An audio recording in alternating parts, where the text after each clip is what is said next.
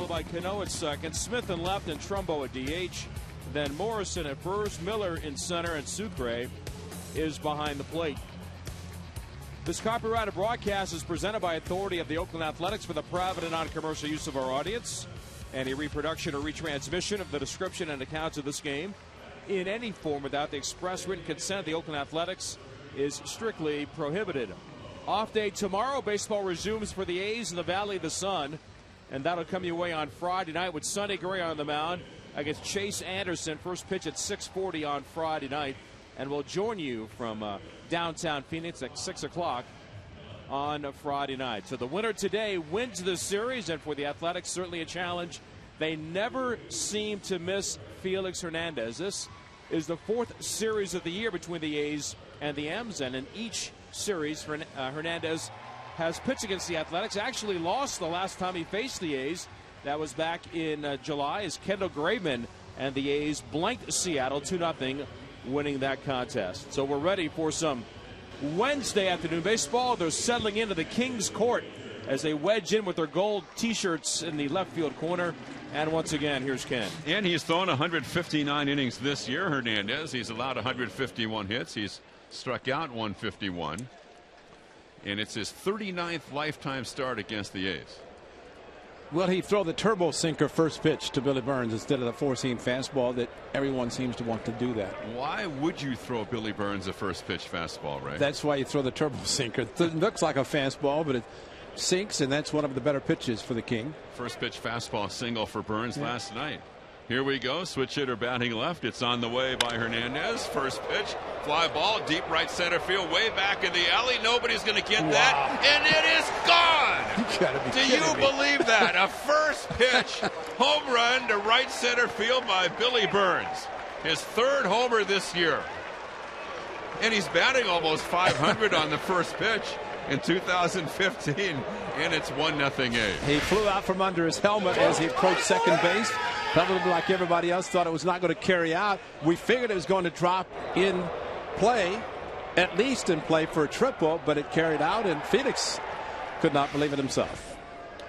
Well, that'll bring up Mark Canha, and we're off to a rollicking start at Safeco Field. Here's the pitch by Felix, and swung on and missed by Canha. Haven't had time to set the defense.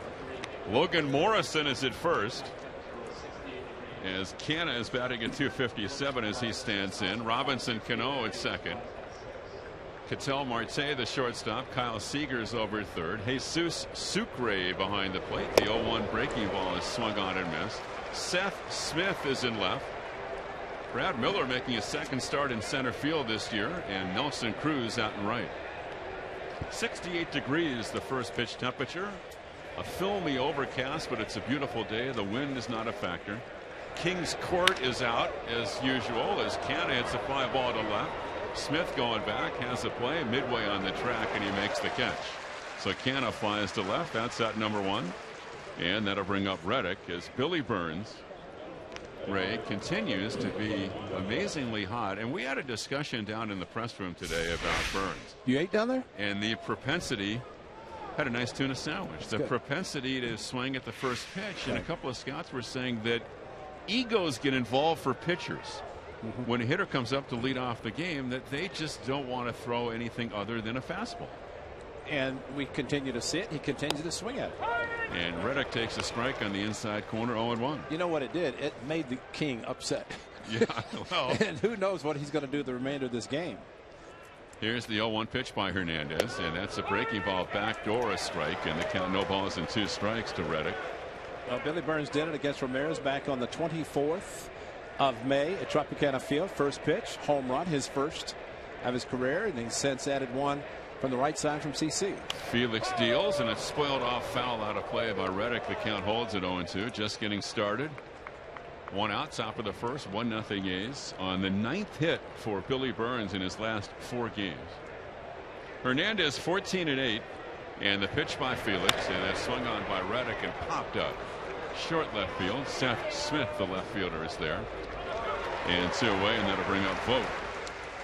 But it's good that Billy Burns hit the home run, because you're talking about the game in which Felix lost to the A's. Kendall Graveman did a great job. Then he's talking about that. It was Ben Zobrist who drove in both runs.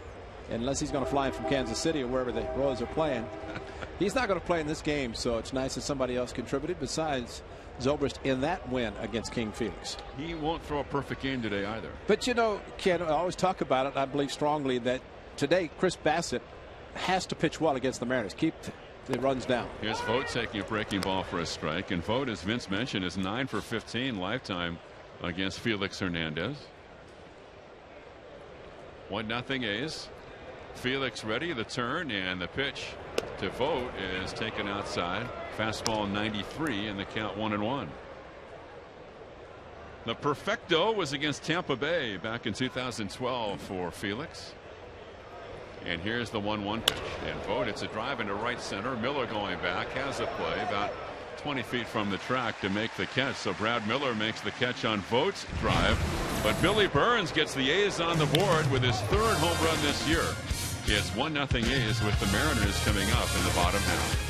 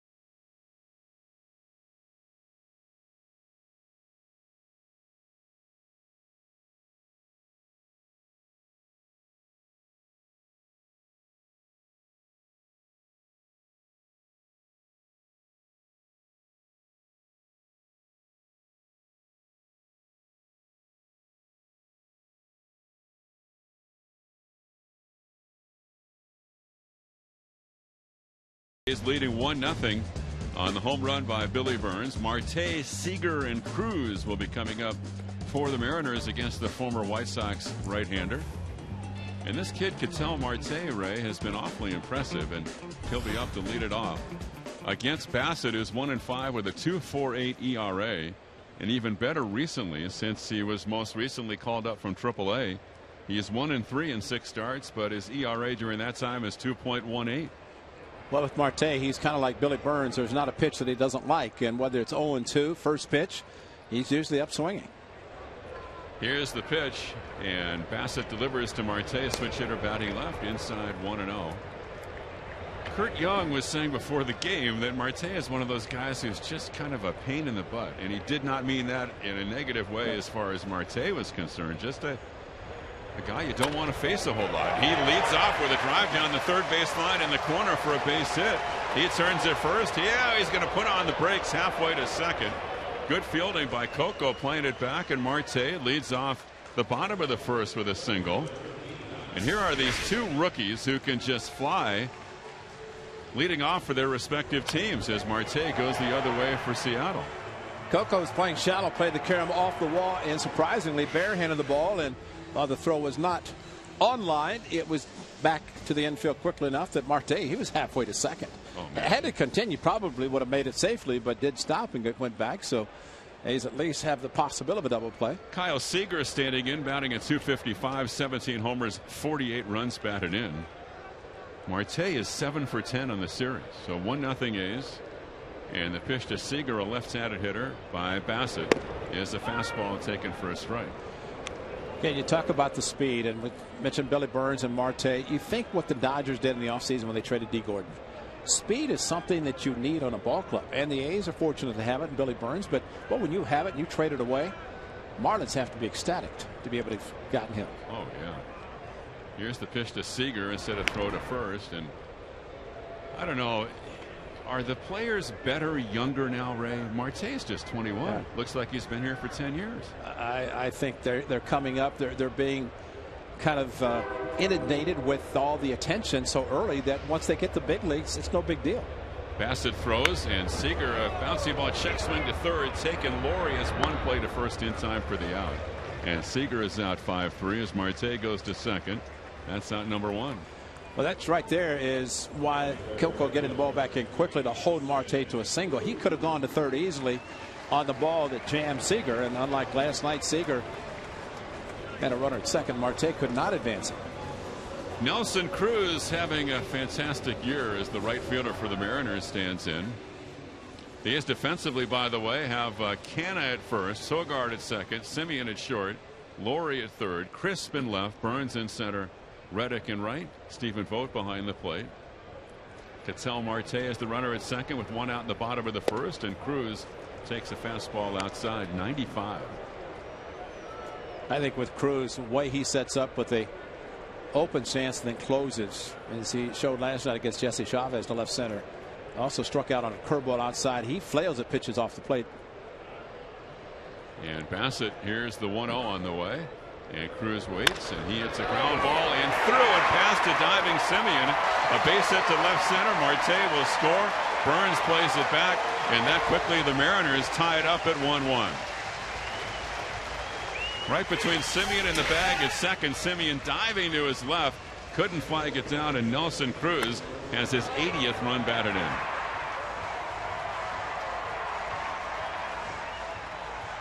Seems like every time he hits the ball, it comes off it hard, and to be able to get the ball through the infield that quickly, you know he had to have smoked it. You know, a lot of people have said, why would a free agent sign with the Mariners and play half your games up here? Safeco Field has not bothered Nelson Cruz at all. No. $58 million doesn't bother me either. Wouldn't bother you either, would it, Ray? No. You'd play on the moon for that. Here's a strike on the inside corner to Robinson Cano, who's batting at 277. The rumor has it that the Mariners could have signed him last year for 2 years at a total of 15. Instead, they bypassed him for 1 year and then quadrupled that for 4. Cano signed for about $800 million. Yeah. Here's the curveball inside, and it's 1 ball, 1 strike. Cano's second year with the Mariners. Well, hitting Cruz third, they make sure he hits in every first inning, and Cano had been hitting second and third, but Cruz has a chance to put you on the board early, which he's done today. 1-1 in the bottom of the first, and the pitch to Cano is swung on and bounced into right field past the diving Sogard, a base hit. So Sogard diving to his left couldn't get it. Robinson Cano gets a fastball down the middle, Ray. Well, the thing about Bassett, I mean, he has to, even though he throws hard, certain hitters he can throw his fastball by them. But others, he has to really get to the corners. And, I mean, good hitters are going to be able to handle a fastball down the middle of the plate, regardless of how hard it's thrown. It's probably helped both Cruz and Cano the way they have their lineup configured. That'll bring up the former Athletic Seth Smith, who's batting at 253. And Bassett's pitch is swung on, loop down the left field line, fair. Cruz around third to score. Cano's going to third. Coco plays it back. A bloop double down the left field line, scoring Nelson Cruz off the bat of Seth Smith, and it's 2-1 Seattle.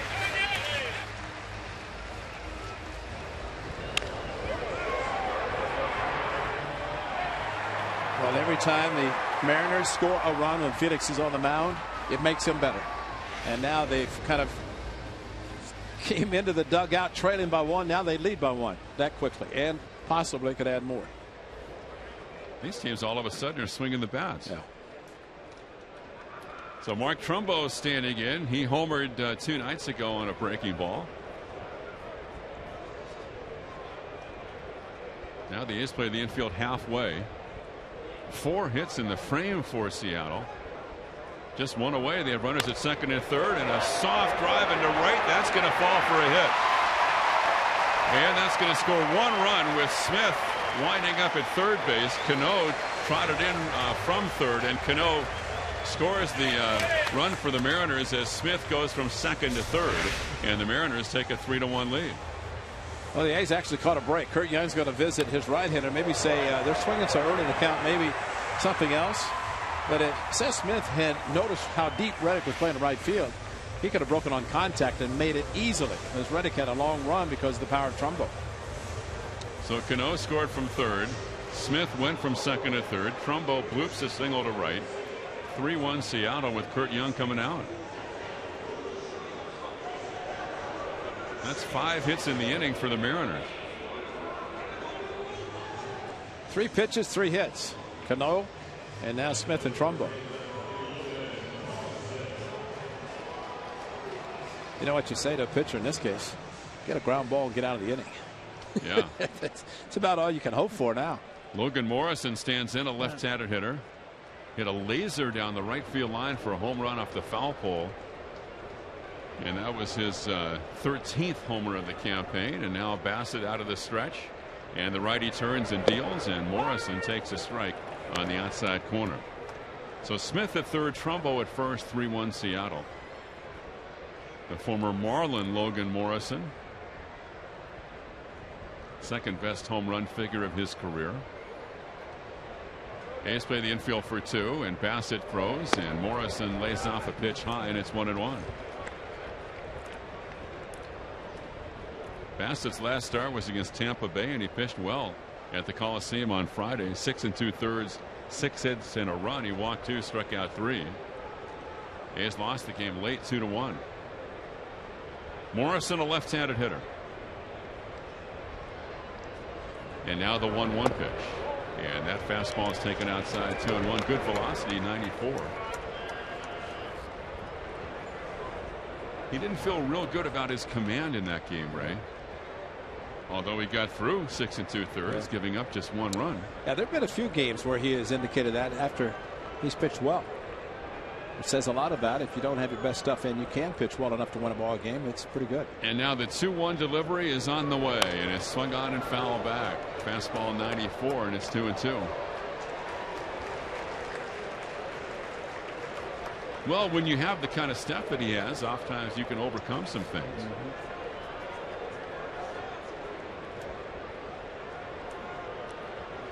2-2.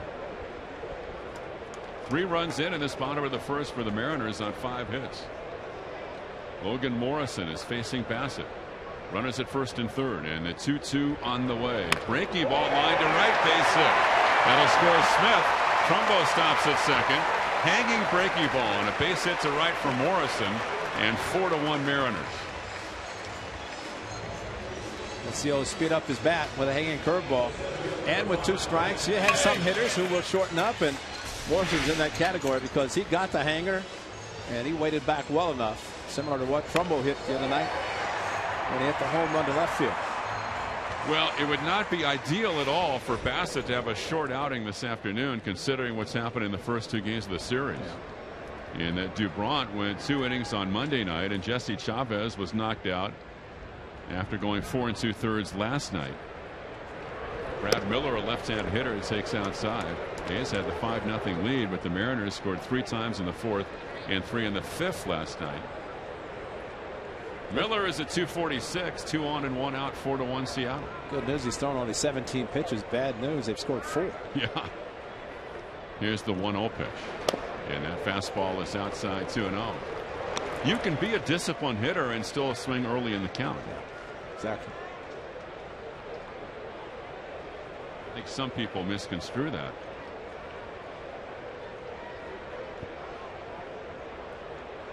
Outfield, a gap in left center. Bassett throws the 2-0 and a very high fastball. Now 3 balls and no strikes. In fact, if you look back at the ball game last night, the A's, even though their bullpen worked well, they were shorthanded down there.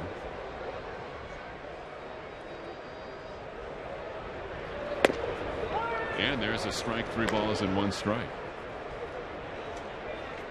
As Bob Melvin entering the game yesterday really wanted to stay away from Evan Scribner and Pat Venditti and also Edward Mujica. The 3-0, and that's high and outside ball 4 men. A nightmare of a bottom of the first for Chris Bassett. It's already 4-1. And Melvin watching the 9th Mariner batter of this bottom of the first to come up. One thing that Chris has been able to do when he's been in trouble this year is avoid the big inning. And he's talked about how mentally that has been his approach, is that maybe give up 1 run, but I'm doing everything I can to avoid the crooked number, and that has not been the case today. And all he has to do is look to left field. He's going to see activity in his bullpen, which is not good in the first inning. So with the bases loaded and 1 out, the A's play for 2, and Jesus Sucre pops it up on the infield. Infield fly roll is called as Brett Lawrie, the A's third baseman, makes the catch for the 2nd out. As Edward Mujica gets up and throwing in the A's bullpen. That's out number 2 in the bottom of the first. That's a great pitch. It was a changeup, and the aggressiveness of the Mariners, they may be looking first pitch fastballs, that he pulled the string on him, and Sucre, very aggressive, popped it straight up. Jesus Sucre. So here's Ketel Marte batting for the 2nd time already. Leadoff single, the switch hitter batting left, 21 years of age, from the Dominican Republic. Now time is called.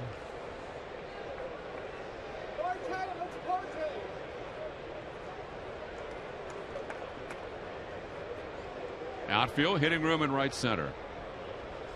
The pitch to Marte is on the way by Bassett. And taken for a strike, and it's 0-1. The A's used 2 relievers last night. They used Edward Mujica, or actually Mujica didn't pitch. They used Fernando Abad. He was the first in out of the pen, replacing Chavez, and then Fernando Rodriguez finished up. The 0-1 pitch is high, and it's 1-1.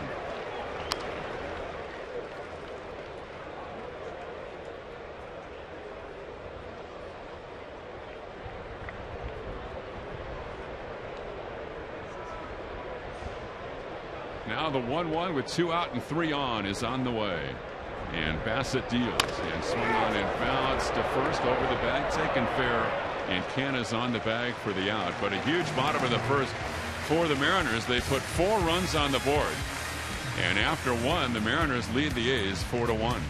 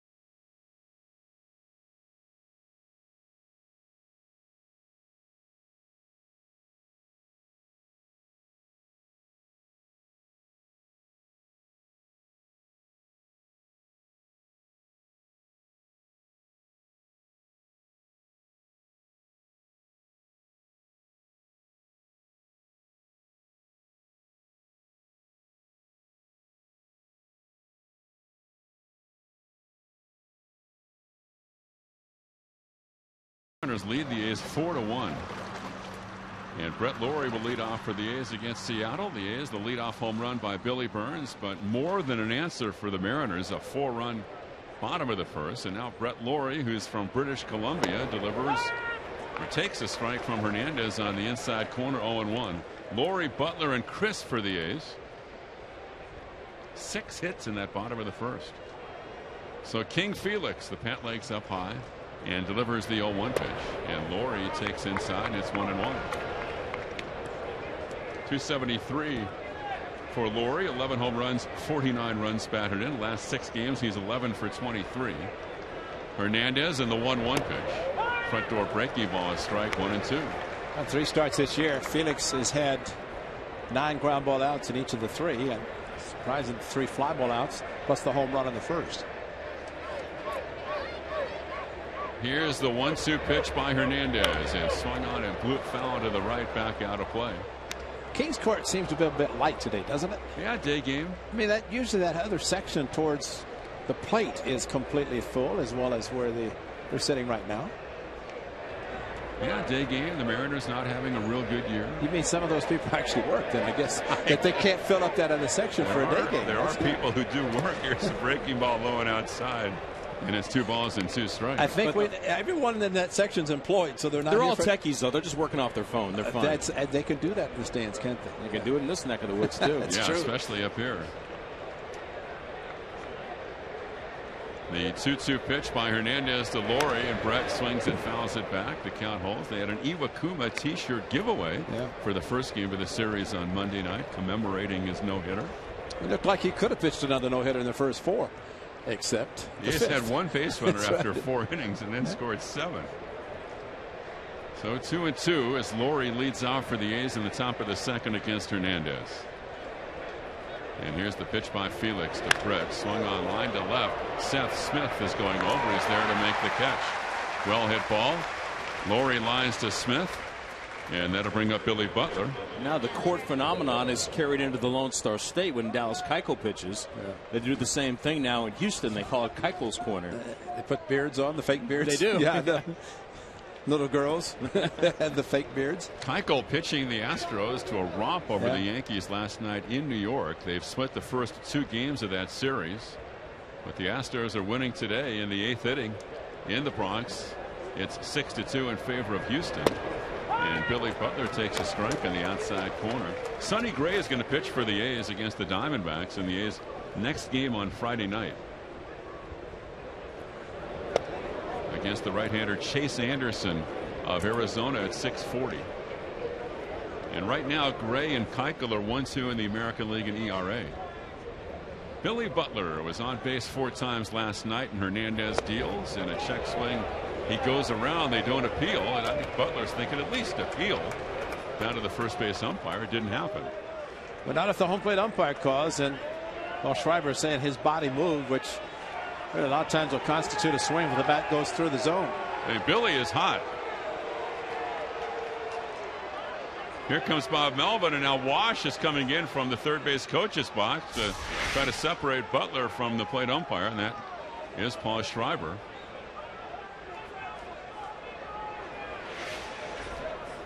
The bat didn't really turn through the zone, but the body did. And that's usually what an umpire will see. But I still say that whenever they start looking at some of the rule changes, always defer to the first and third base coach. You know, where was the intent on that? Yeah, exactly. Where was the intent on that supposed swing? Here's the 1-2 pitch on the way. Swung on and missed. And a frustrated Butler is down on strikes. First strikeout for Hernandez. But more times than not, if a home plate umpire makes a call either on a check swing, like that, and when you can just say, "I'm sorry, take it out of my hands. Let's just go to the first or third base umpire." Let's watch the interaction between Butler and the plate umpire the rest of the day. Yeah, his frustration, it's mounting. He just fired his helmet in the dugout. Here's Coco, switch hitter batting left, taking outside 1-0. 4-1 Mariners, 2 out, nobody on, top of the second. Better be careful throwing helmets in the dugout because they have a tendency to hit the surface and bounce up and hit somebody. Here's the ground, happened the other day. Ground ball to first near the bag. Morrison's on the bag for the out. The inning is over. The A's go down 1-2-3, 6 straight retired by Felix Hernandez after 1.5. It's 4-1 Seattle.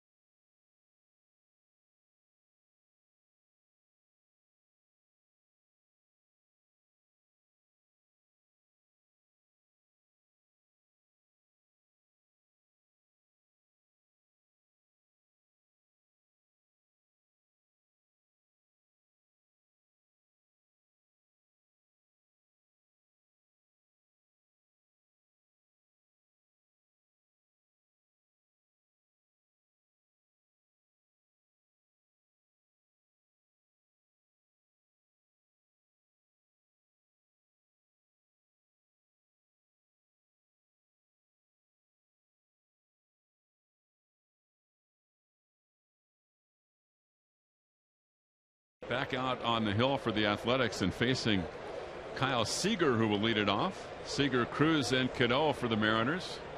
They put 6 hits on the boards and 4 runs in the bottom of the first. Bassett deals it, swung on and fouled back left side out of play. Seager is hitting .255, but the numbers that really irk him would be runners in scoring position. 168 for Kyle Seager. Well, combined it with a leadoff double last night, so he's in scoring position, but couldn't even advance him to third base. Here's the 0-1 pitch by Bassett. Swung on, drilled to right, but he hooked it foul, and it's 0-2. So the A's flying to Phoenix after the game, a day off tomorrow, and the A's against the Diamondbacks, and their former bench coach and Bay Area product Chip Hale in his first year as the D-backs manager has them playing well, although they lost the first 2 games of their series against the Cardinals. Here's the 0-2 pitch by Bassett and a fastball high. We mentioned Gray will pitch the first game of that series, and Sonny still leads the league in ERA at 2.10. Keuchel went 7 against the Yankees and shut them out during his time in there last night. Here's the 1-2 outside 2-2. And so Keuchel with a record of 15-6. His ERA is 2.28. That's second best. And then Kazmir at 2.39 and David Price at 2.40. Shakes off a sign. Now time is called. And the Astros lead the division today on this 26th of August by 4.5 over Texas and by 5 over the Angels. Here's the 2-2 pitch, a fly ball center field. Playable. Burns is back. Straightaway center. He's there, 1 away. Pretty good series they're having down in Arlington this week, Ray, between the Blue Jays and the Rangers. And the Rangers lost the lead late, a blown save for Mr. Tollison, and Toronto won the game. I don't know that the Blue Jays would be the team to play right now. No. The way they're going and the confidence they have, and Alex Anthopoulos has put together a pretty good ball club considering down the stretch. They've won 4 straight. They lead the Yankees by a game in the East. And Tulo hasn't even gotten hot for that. Exactly. Here's a guy who's very hot. Nelson Cruz takes a strike on the outside corner. 4-1 Seattle. He has reached in 36 consecutive games. The 0-1 pitch. Breaking ball outside. 1 ball, 1 strike. Ichiro reached in 43 straight for the Mariners in 09.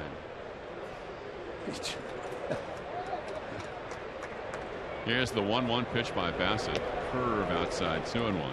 Well, you know, when the Mariners fans see really their own Marte, but also Billy Burns, they must be thinking about Ichiro with the kind of speed from the left side and how the infielders have to cheat in a little bit more. I mean, Ichiro could actually be flying out of the batter's box with an infield ground ball. With his style, 2-1 high. Especially we've talked about that with Burns batting left-handed. Now that really draws the third baseman and the shortstop in, and you've got to hurry when he hits the ball on the ground. And here's the 3-1 pitch, high and tight, almost hit, and it might have hit it. It's going to be ball 4 anyway. So Cruz is on base with 1 out in the bottom of the second. Well, Billy Burns has 33 infield hits. Was that a hit batter, you think? I think it was. It kind of pointed at first base. The home plate umpire did. And, you know, there is a difference, hit by pitch versus walks. And there was a big, tall left-hander who just went in the Hall of Fame this year that played for the Mariners, who was a little bit wild at time. And he never wanted the walk totals to mount. So 3-1, let's just drill him. That's why he had the reputation of being a little bit mean out there, boss. Right. Outside for ball taken by Cano, 1-0. Here, I'll just hit That's you. right. And throwing 100, you know, well, I just got a little bit wild. Yeah, okay. 1-0. The pitch by Bassett and a strike at the knees. He went into the Hall of Fame, though, as a Diamondback, didn't he? Yes, and it did not make the people up here very happy. 11 seasons with the Mariners. Yeah, Randy Johnson decided to go, and he's working for the Diamondbacks. Kind of was AWOL for about 5 years until this year, but then started working for the Diamondbacks and went in as a D-back. The 1-1 is high and it's 2-1. 4-1 Mariners. Bottom of the second, 1 out, 1 on. So when Ken Griffey Jr. goes in first ballot next year, he'll be the first Mariner. I would certainly hope so. Yeah, no, he will. That he wouldn't opt for Cincinnati. He was a 10-time All-Star with the Mariners junior. Well, the Hall of Fame controls a lot of that now as far as what they go in as. And the pitch to Cano, foul back out of play. Used to be there was like an incentive, wasn't there, to sign with a team, and you know, we'll give you a little bit extra if you wear our hat in the Hall of Fame. Stuff like that happened. Wade Boggs. Yeah, and Canseco said that with the Tampa Bay Rays when he signed. But I think the two that stand out, Reggie with New York and Dave Winfield with the Padres. And that kind of changed the thinking of the Hall of Fame. Jeff Idelson, president now, they kind of rule most of those decisions. A 2-2 pitch on the way, and Cano hits a foul left side on a broken bat. Nolan was the same way too. I mean, more time in Houston than in Texas, but Texas kind of defined his stature with the extra no hitters and the 5,000 strikeout and all that kind of stuff. Now, did Nolan have a choice at that time when he went? I think he did. Yeah, well, if you have a choice, then pretty much it's up to the players. But because there's no mutuals and K lines and Mays, and Mays was with the Mets, but all these guys have stayed with one team, but it was an automatic. But then players started changing teams, changed everything. Tony Gwynn. Here's the 2-2 pitch. Dribble toward first, wide of the bag. Bobbled by Canna. It caroms to Sogard. He throws to first, and it's bobbled by Bassett. And everybody is safe. How do you like that? It's finally ruled after all that an E1 on Bassett. And going to second is Cruz, and the Mariners have runners at first and second and just one away. 2 bobbles on the play, Ray. That's just a plain plank. And actually, it's an E1 and an assist to both Canna and to Sogard. Canna missed it, and it went over to Sogard. He barehanded a nice throw. I mean, it's a good throw to first base. And Bassett was there. He didn't have to try to catch it on the move. He just planked it. So here's Seth Smith coming up. You don't want to get too far behind, especially with Mr. Hernandez on the mound. And A's are down by 3, and the Mariners have 2 on with 1 out. Seth Smith, 2 years with the A's, and the pitch to him is taking a strike on the inside corner. Seth did some good hitting for the A's, especially clutch hitting.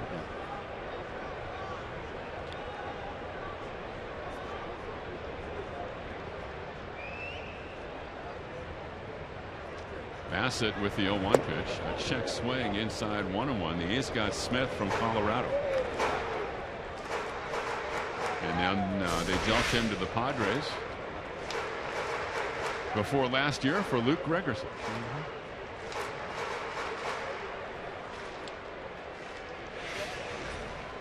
So the count 1-1. A left-handed hitter, Trumbo's on deck. And here's the pitch, and that's a ground ball to second in the shift. Here's Sogard flipping to Simeon. He fires to first, and in time, and they got him despite a little bit of a late transfer by Simeon, maybe caused by the fact that the A's had the shift on the infield. And they're going to review it. Lloyd McClendon just alerted the home plate umpire, hold on, and they're going to take a look, see the bench coach immediately go to the phone. For now, that's an inning-ending double play for the A's 4-6-3. And everybody pausing this now baseball ritual. We'll wait to see what the Mariners decide to do here, and they say no challenge. That's right. The A's get the double play. And after 2 complete at Safeco Field in Game 3 of the series, the Mariners lead the A's 4-1.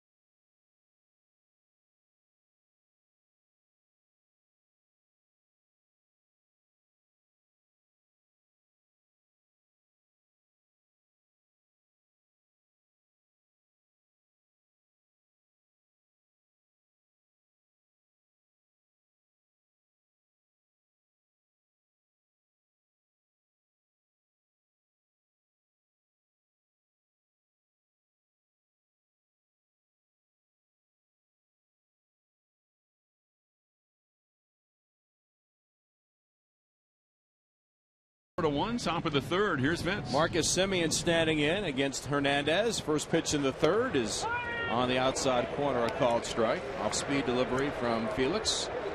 Marcus back in April, 2 home runs against Felix right here in this ballpark. You think Felix looked at the video of those home runs?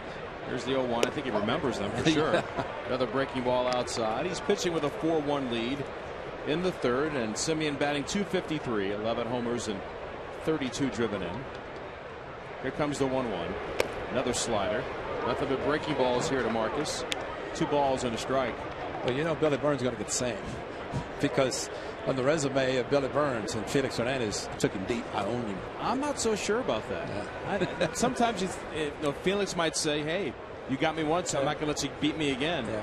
2-1, lifted towards shallow left center field, going back on at Marte over the shoulder, and a very nice catch by the rookie with his body going away from home plate. Well, this kid has put on quite a show. The A's have been impressed with all facets of his game, and he makes a nice over-the-shoulder grab to start the top of the third.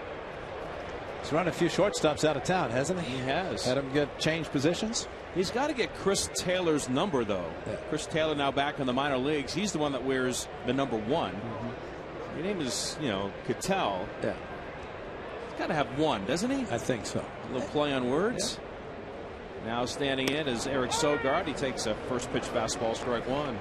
Well, he could get a sponsorship deal that way, couldn't he, Vinny? God, it would be close to automatic. And the 1-strike offer. Breaking ball bounced up the first baseline, out of play. 0-2. Felix always with that big hip turn. Something that many others have copied over the years. Works off the third base side of the hill. Doesn't have the velocity as the old days, but he has great pitching smarts. 0-2, and this time he hit Sogard. Ran it inside with a fastball, and that nicked the A's second baseman. So Oakland gets a base runner, their first one since the home run. And see if they can get something going here, down by 3 as Burns stands in for a second time. Well, it's amazing how many times a pitcher tries to use a two-seam comebacker, throwing it inside to lefties, the right-handers, and it just goes straight or the opposite direction. 8th batter that Felix has hit this year, and Sogard is plunked, and he is plunked for the second time. Now Burns hammered the first pitch out to deep right center to start the game. He shortens the bunts and takes off speed, a strike on the outside corner. The thing about Felix, among the many things that he does so well, and pitching with diminished velocity, is that he has tremendous command. Burns, all 3 of his home runs this year have come first ball swinging. Against Erasmo Ramirez, CC Sabathia, and now Felix Hernandez. The righty's 0-1 offer. Swung on and missed right at the plate. Down and away, and it's 0-2. I mean, you talk about setting the tone. Billy Burns shocking the world, if you will, to start this ball game. And I think he has more than enough power to at least earn more respect from the outfielders, even though a lot of times you see him kind of swinging like the bat's knocked out of his hand. Certainly caught the Kings' attention. Here comes the 0-2. Fastball bounce on the right side. Charging in for it is Cano. He's only played a first, little underhand, and it's in time to get Burns as Sogard streaks the second. One of the things about Burns hitting from the left side, because it's so new to him, that he seems to slap the ball more from the left side versus generating the power, and the 2 of the 3 home runs have come from the left side. But what we just saw there, the ground ball to second, that's where the infielders have to cheat a little bit. With runner at first, they're going to think about a double play and play a little bit more shallow anyway, but his speed really changes the dynamics of the infielders in their positioning. He has scored 4 times in the series. Here comes Mark Canha. His hitting streak came to an end last night at 7 games, going 0 for 5. A's down by 3, 4-1. And the pitch to Canha bites the outside corner, a slider, and it's 0-1. Mark on an 0-2 pitch, a fly ball to left, his only time up. A's would love to find a way to chip away at Hernandez, who has really, by his standards, not been at the top of his game this year, even with 14 victories. 0-1, fastball runs off the outside corner. 1-1 the count.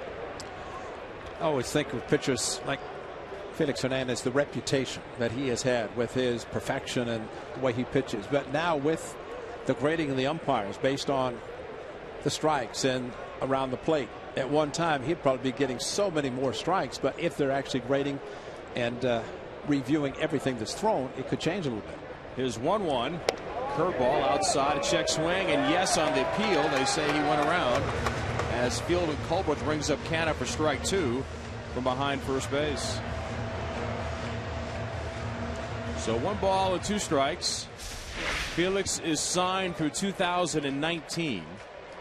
A $175 million contract that he signed a few years back. An emotional time for him when he was entering his free agent year. Many thought that he could just pick and choose where he wanted to go. 1-2 pitch outside with a sinker. 2 balls and 2 strikes. As it turns out, he wanted to stay here. He lives here year round. His family goes to school. His kids go to school here in the Seattle area.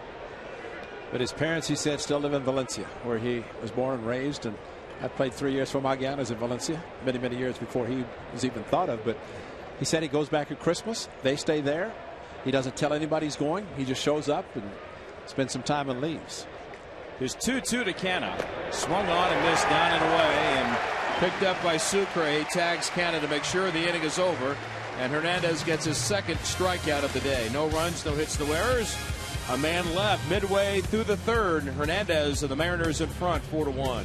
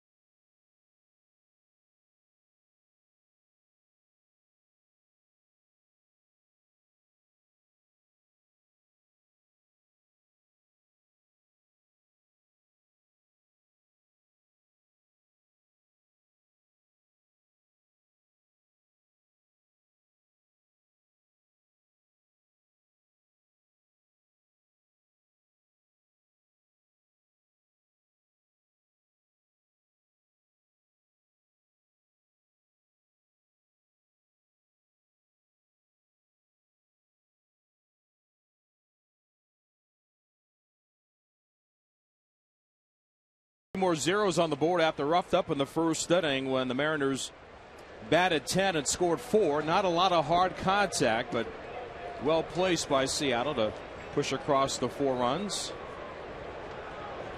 Bassett facing Mark Trumbo, Logan Morrison, and Brad Miller. Big righty's first pitch is a curve, and that's a beauty. It drops in for a strike, and it's 0-1. Trumbo, one of those soft base hits, just kind of served one the other way and picked up his 25th Seattle RBI. Had 23 RBIs, 9 homers with the Diamondbacks. Fastball strike on the outside corner as the right-hander fires back to the plate, and it's 0-2. Trumbo was an acquisition when the Mariners were thirsting for some offense, trying to stay in the race, and they've, of course, since fallen out. They're 10 games under 500. Comes the 0-2, way outside with the slider. It seems like maybe their best acquisition, better late than never, was the new hitting coach, Edgar Martinez. Things have really improved with Edgar in front of the hitters with his great approach and certainly the way that he teaches hitting. The Edgar effect, as I refer to it around here. 1-2, breaking ball, he got a piece of it, it just nicked it behind the plate. Since Edgar has taken over as the hitting coach in June. The club is hitting .257 and averaging 4.5 runs a game. Took over on June 20th. And before that, they were averaging less than 3.5 runs per game. And as a club, they were batting just .233. The 1-2 pitch. Swung on, foul back, a fastball from Bassett. Oakland trailing 4-1 here in the bottom of the third. Trumbo's a good hitter, but he's not a high on base percentage guy at all. And that's been one area where they've really been deficient for the last several years. Second to last in the league in that category this year. Here comes the 1-2. Does another slider, comes up short, bounces in front of the plate, and ricochets off the gear of Stephen Vogt. It's 2 balls and 2 strikes. He has big time raw power. Just need to find a position. You don't think third base was the position for him when he was with the Angels? He said third, left, first, right. He said I prefer the right side of the infield and right side of the field in general. No, third wasn't good. 2-2 inside, miss with a backup slider, fills the count. The Angels were bound and determined to get that bat in the lineup on a consistent basis, and that's where they had an opening at the time, and it just did not work out. Lasted about 10 days, I think.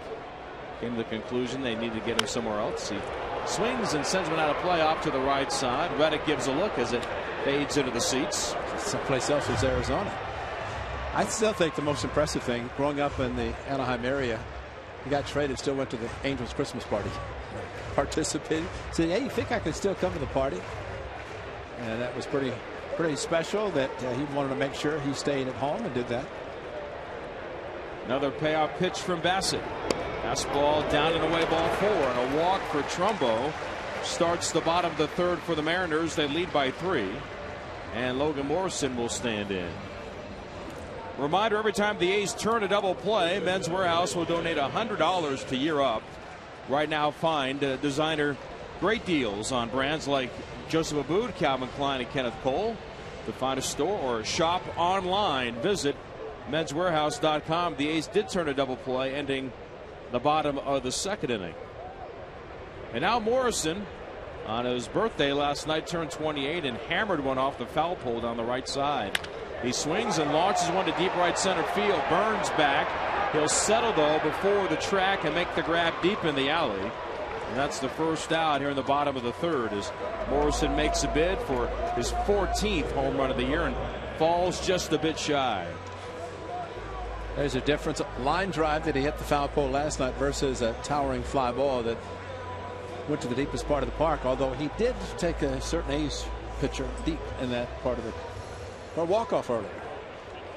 See, that would have been Dan Otero? Might have been, yeah. Clippard came in and pitched in the extra innings in a non-save situation to try to get through the tough part of the batting order. Now Brad Miller, he's become a super utility player for Seattle. He's in center today. Takes off the plate, down and away, ball 1. We're in the third, and the A's trail at 4-1. Miller walked on 5 pitches in the first inning. Played some shortstop. He was in a competition the past couple of years with Chris Taylor. Taylor now in the minor leagues. Marte seems to be their shortstop of the moment. Fastball down and in. 2 balls and no strikes. They like Miller's bat and see if they can find a way to use that bat effectively in other spots in the lineup and other spots defensively. Chris Bassett trying to find some rhythm here today. A couple of walks, 4 runs, 6 hits. Here's the 2-0. Fastball hit late out of play behind third base. Now 2 balls and a strike. Sonny Gray goes for the A's on Friday night in Arizona against Chase Anderson. And don't sleep on the D-backs. They're a game under 500. They can really score, and that ballpark is conducive to the offense as well.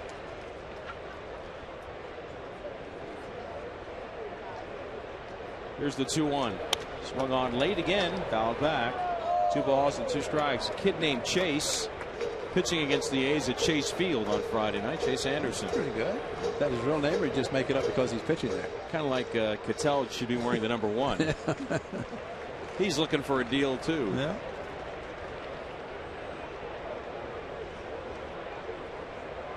The set by Bassett, another 2-2. Fastball outside, 3 balls and 2 strikes. This has not been a smooth start. Now there was some, again, not the hardest of contact against Bassett in the first inning, but give the Mariners credit, they manipulated that into 4 runs. A's are down 4-1, and a 3-2. It is high, ball 4. So a couple of walks in the inning to the bottom of the lineup, and now the 9 batter Jesus Sucre will stand in. Well, they must have had a scouting report on Chris Bassett, and it likes to get ahead early because you saw so many first pitch swinging by the Mariners and putting the ball in play as they did in the 4-run first inning.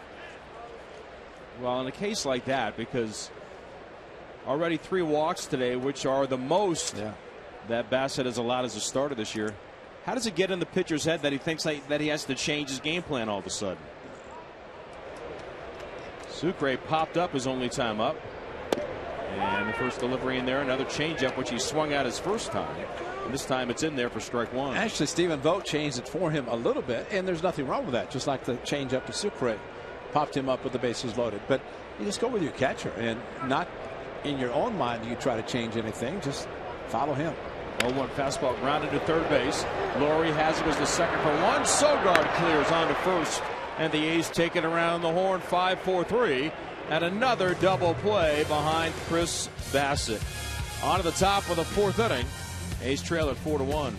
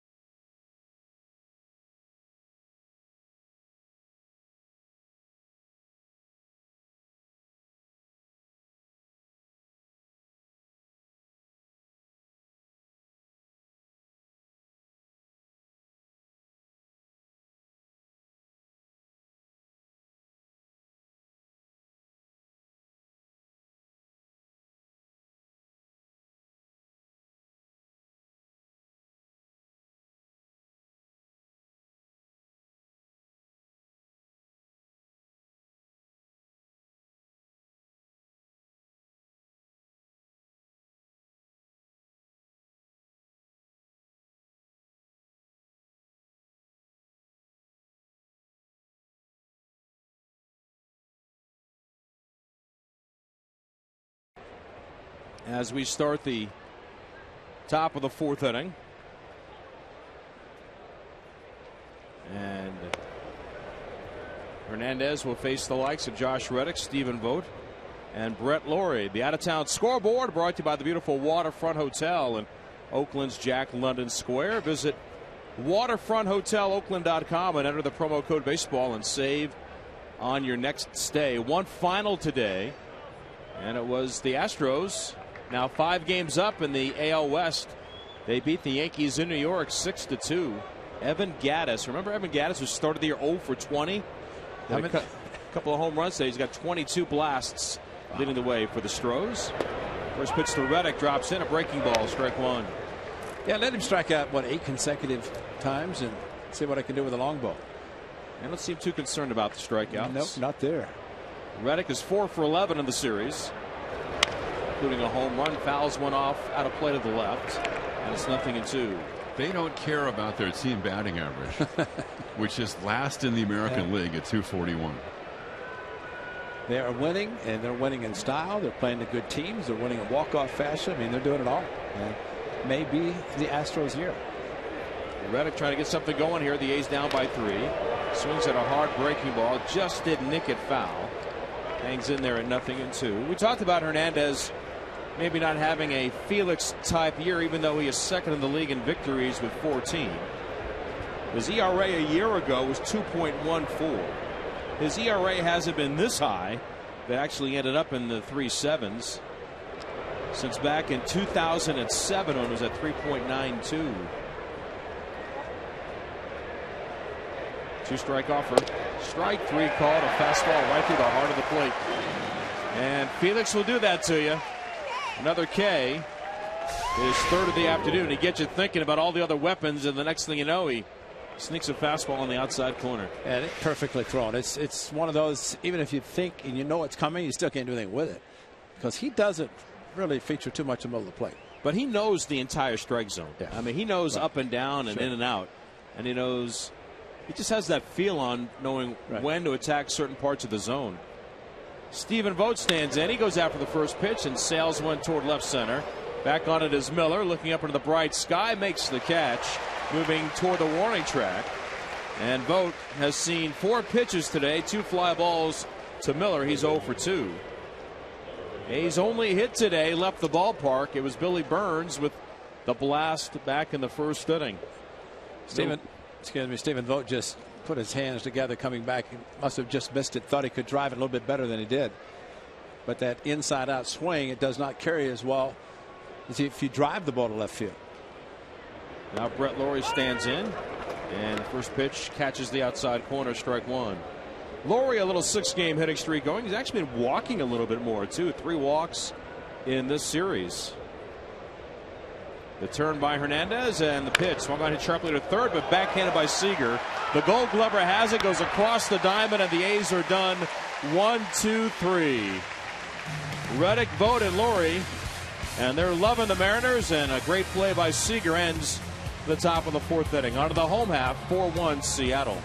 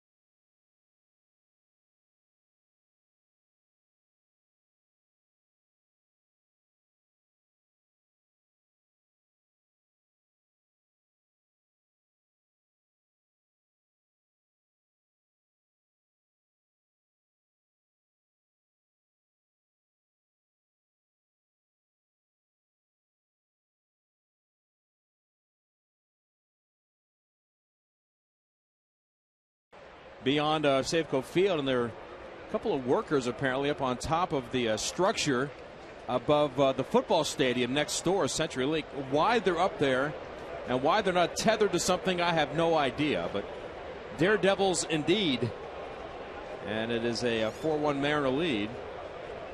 They're fixing something. Yeah, they do have. I guess they are tethered with. Still not enough. Some kind of rope. It's not enough. I'm not going up there. No. Thank you. First pitch to Marte, a changeup over the outside edge, strike one. How about the CN Tower when they bungee off of the side, or at least lean off the side? Brian Cashman did that. 0-1 breaking ball sent towards center. Burns has a play. Billy back a few steps, makes a one-handed catch, and Marte, who has been a very tough out, is retired to start the inning. And now Kyle Seager, who's 0 for 11. And Seager must feel like things at the plate are like those guys up atop that structure next door. A difficult place to be because home plate right now has not looked that great for Seager. 2 for his last 28. Buck Martinez actually did that for charity up at the CN Tower. I said I would pay the money instead of raising money for just that. $195, right? Canadian. First pitch to Seager over the inside corner, strike one. Like I said, Brian Cashman did it when the Yankees were just there for the big series with the Blue Jays. I hope he raised a lot of money doing that. Raised a lot of eyebrows, I know that. Wow. Seager batting in the 2 spot now. 96 RBIs a year ago. He's had an off season this year. Takes a curve high and away. 1 ball and 1 strike. Only 48 RBIs for the fine young third baseman for the Mariners. Chris Bassett trying to put zeros up there. The A's are only down by 3, 4-1. The pitch. A fastball just inside, and Bassett held the pose, didn't get the call from Paul Schreiber. It's 2-1. I think Seager is a perfect example of a player who has a tremendous season, and then you start worrying if he's going to do that every year, it's going to cost a fortune. So let's lock him up. Give him $100 million. There's a 2-1. Fastball down and in. And it's a 3-ball, 1-strike count on Seager, left-hand batter. And then maybe you don't get the same production. Maybe you never get it again. Maybe 1 year warrants that kind of a contract because of the fear. And he's not the first player that attempts to justify the numbers. Absolutely right. Here comes a 3-1. Swing and a foul tip. Good changeup. Grazed into the mid. Held on by Vogt. Fills the count at 3-2. Remember, Trevor Cahill signed the big deal with the A's after winning 18 games in 5 months. And he said, oh, it bothered me with this big contract. I said, why? Club's saving money if you continue to pitch like that. But he looked at it just the opposite, that he had to justify something that it was given. Here's a 3-2. Swung on, grounded sharply, but foul past first base. Well, Seager has had 20 or more home runs 3 straight years. And again, he's won a Gold Glove. They did sign him to the 7-year, $100 million contract. 25 homers, 96 RBIs last year. He's never going to be a high average guy, but he has been a run producer in the past. 3-2. Fastball, he served it foul. Just got a piece of it and got a late cut. Hangs in there. Full count of 3-2. Now, Vinny, you saw Jeff Bagwell many years. And whenever a hitter goes down in that stance where you're almost down in the crouch, Seager somewhat not quite Bagwell, but when you're down, if you're a pitcher, you want him to stay there as long as possible, because that puts a lot of tension on his legs. 3-2, hit hard again. He yanks it foul past first base and hooks it into the seats. And the battle continues here between Seager and Bassett. A 4-1 lead for the Mariners. 1 out of the bottom of the 4th inning. It's almost like he's robotic in that he sets his feet, asks for time, and then he gets in his position. And then especially when he goes in kind of the semi-deep knee bends, there is on the quads, you better have strong ones. And the 3-2 hit high in the air to center. This one an easy chance for Burns, using the glove to shield his eyes from the bright sky. Today makes the grab, and there are 2 outs. Well, even yesterday, I mean, it seemed like Lloyd McClendon tried to get Seager going when he gave him the green light. 3-0 in the 8th inning when they were trying to expand their 6-5 lead, and he popped straight up on the infield. Now, he had one earlier, Seager did. I can't remember, is it Chavez or somebody, where he swung 3-0 and had a double. But yesterday, different situation where trying to do a little bit too much with a pretty good pitch to hit, and he hit straight up. So now Chris Bassett goes back to work, getting ready to face Nelson Cruz. Cruz singled and scored in the first, walked in the second. He's reached base now in 36 consecutive games. And he takes a slider down and away, ball 1.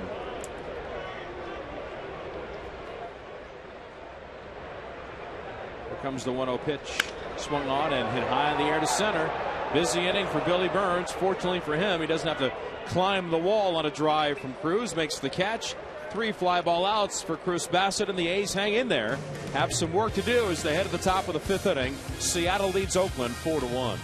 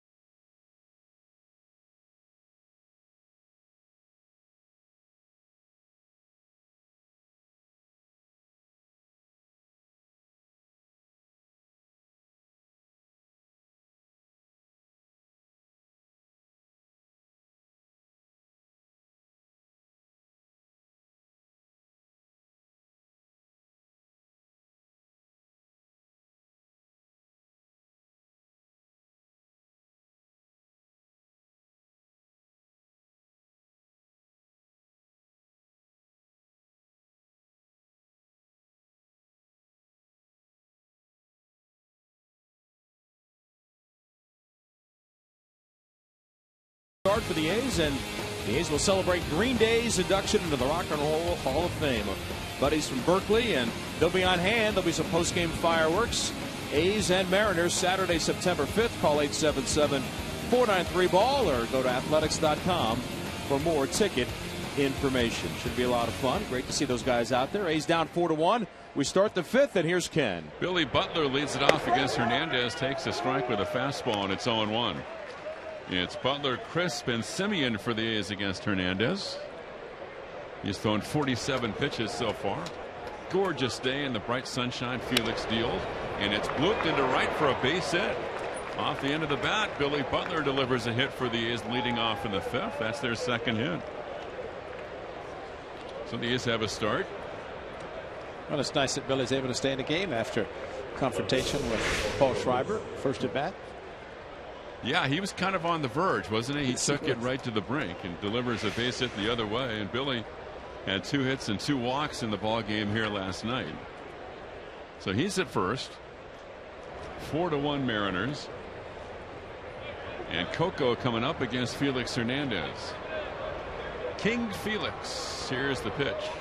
And it's taken outside. You mentioned Edgar Martinez, Vince, and in terms of all-star appearances for the Mariners, Felix appeared in his 6th all-star game this summer. Edgar was a 7-time all-star, and then Ken Griffey Jr. and Ichiro 10 times on the all-star team.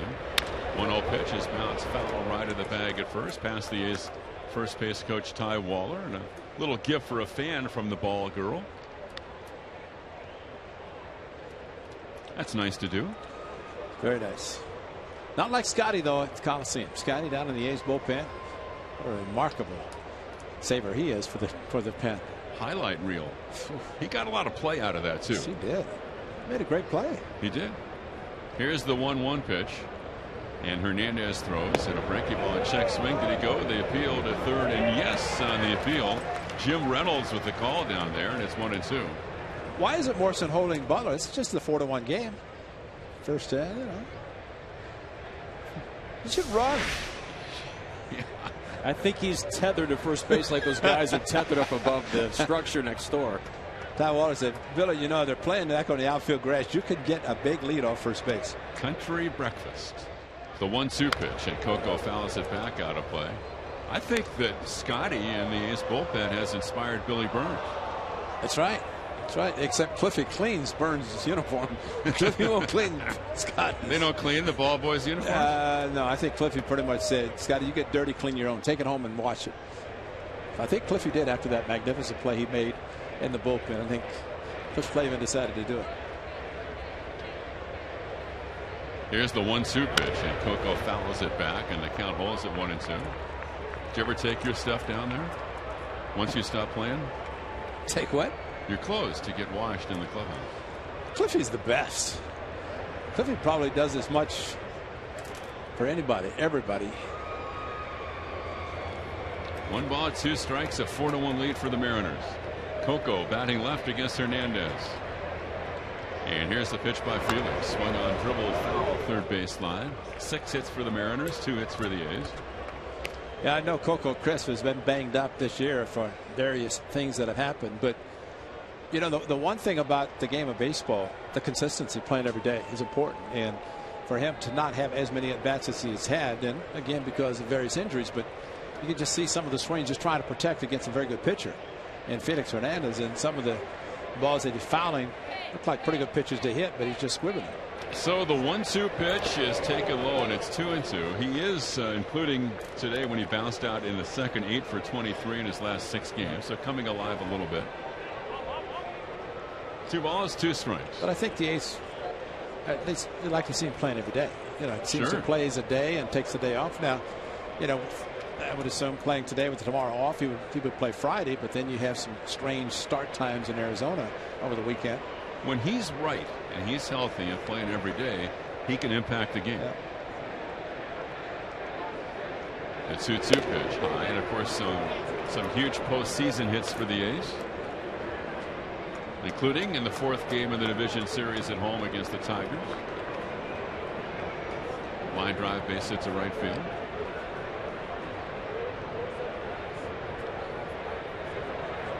So 3-2. Now we'll see about Butler, Ray. They're playing behind him. And not going. The 3-2 is ring him up, strike 3 call. Good thing they didn't send him.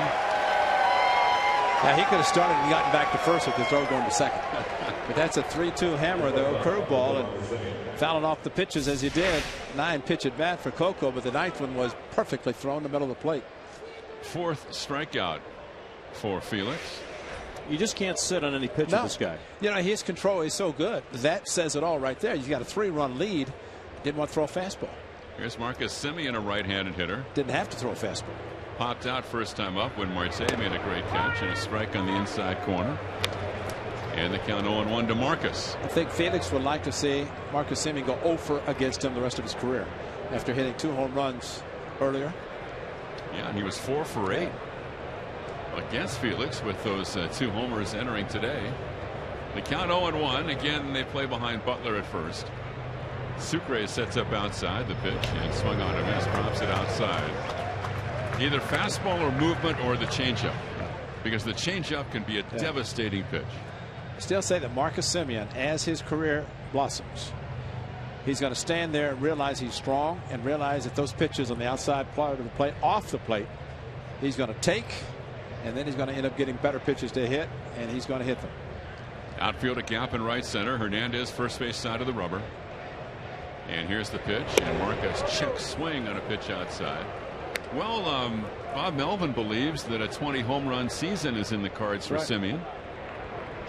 He has 11 this year, including a deep shot to left center last night. He's 0 for 1 today. University of California. The 1-2 pitch on the way by Hernandez. And here it is to Marcus. Breaking ball, check swing outside, and the count 2-2. There's a case where Felix Hernandez has thrown 2 pitches completely out of the strike zone, trying to get him to bite, knowing that while he's throwing some extra pitches, he can probably throw a pitch in the strike zone when he has to, whether it be a fastball, curveball, slider, whatever, sinker. But he's kind of teasing him, tempting him to swing pitches out of the strike zone. Here's the 2-2 pitch, and swing on reach for a bounce slowly to short. Marte charging, flips to second in time for the force on Butler, and that's the second out. That's a pretty smart play. A great play for a young man charging the ball, but realizing the speed is the hitter and the slower base runner is going from first to second. And the way he charged, figured he was going to flip the ball to first. And even Felix just acknowledged that, hey, thanks for keeping the guy out of scoring position. That's right. And making it easier on him. That's a great point, and even to the point that maybe Semien beats it out. He can get down the line quickly as a slider that he was running out of the batter's box. Well, Marte at the age of 20 last year batted .302 in AA and .313 in AAA. So he's gotten here in a hurry. And the runner going a big jump by Semien, but a ground ball to second right to Cano, and he throws him out. Semien had stolen base easily, I think, but the ground ball was hit to second. Sogard swings on the first pitch and he bounces out. And the A's are retired in the 5th and halfway through our ball game today after 4.5. The Mariners lead the A's 4-1.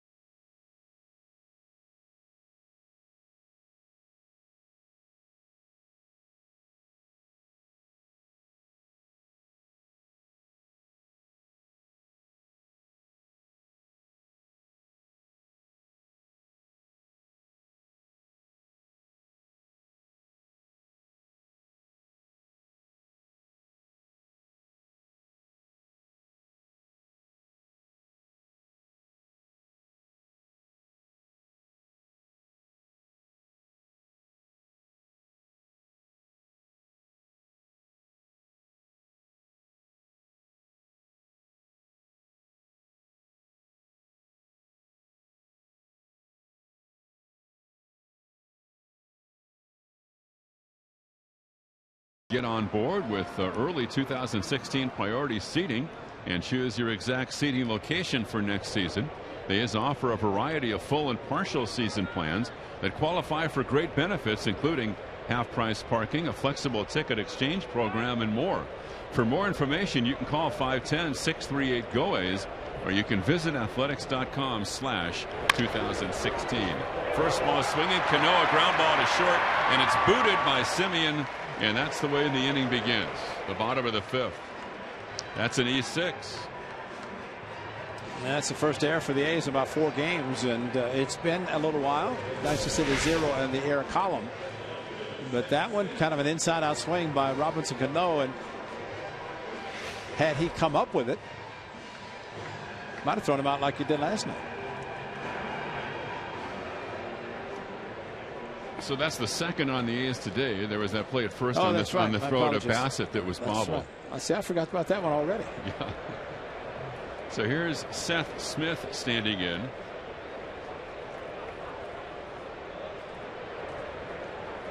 Seth is 1 for 2.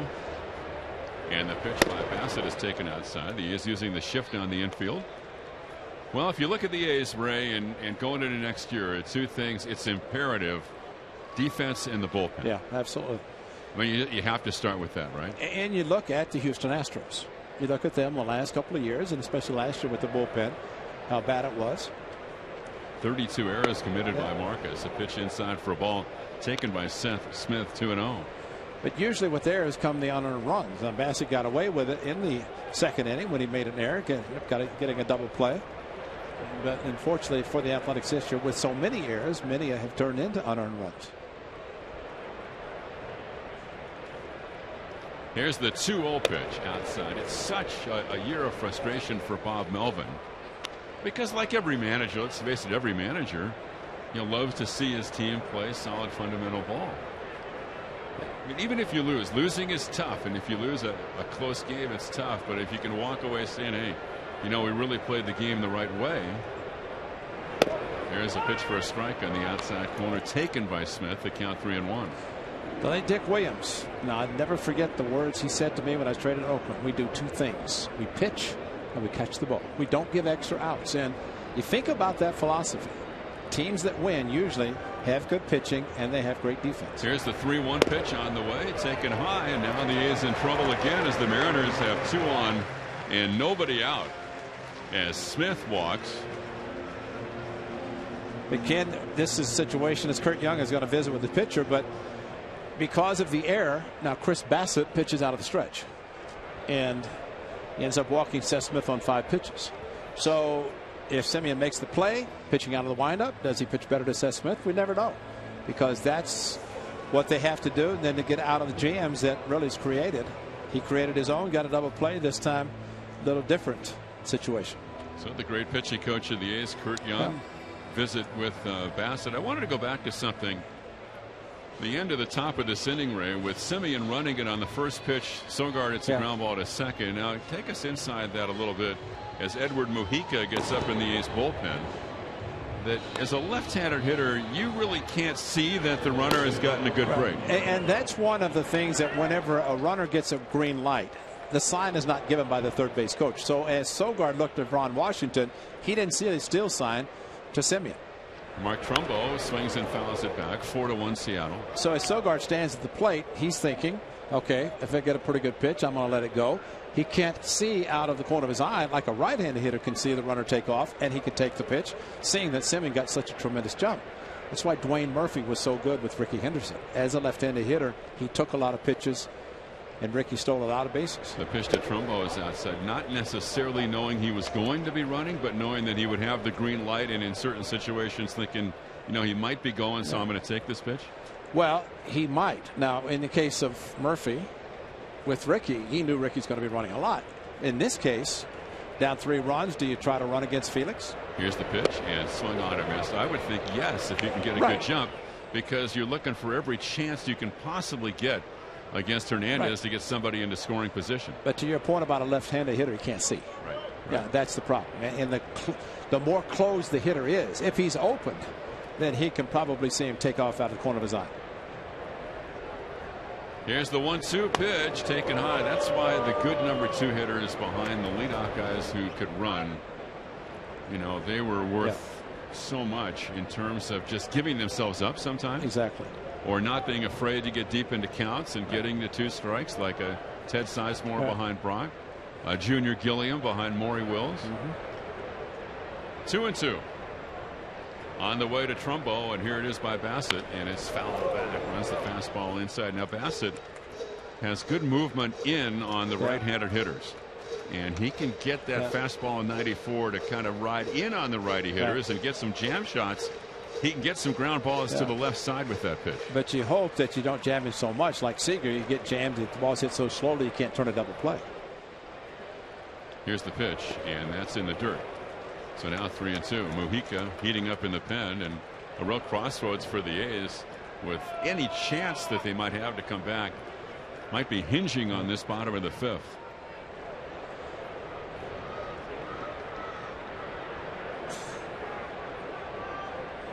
Here's the 3-2. Runners don't go. Breaking ball swung on and missed. So Trumbo K's, and that's out number 1. Big strikeout for Bassett.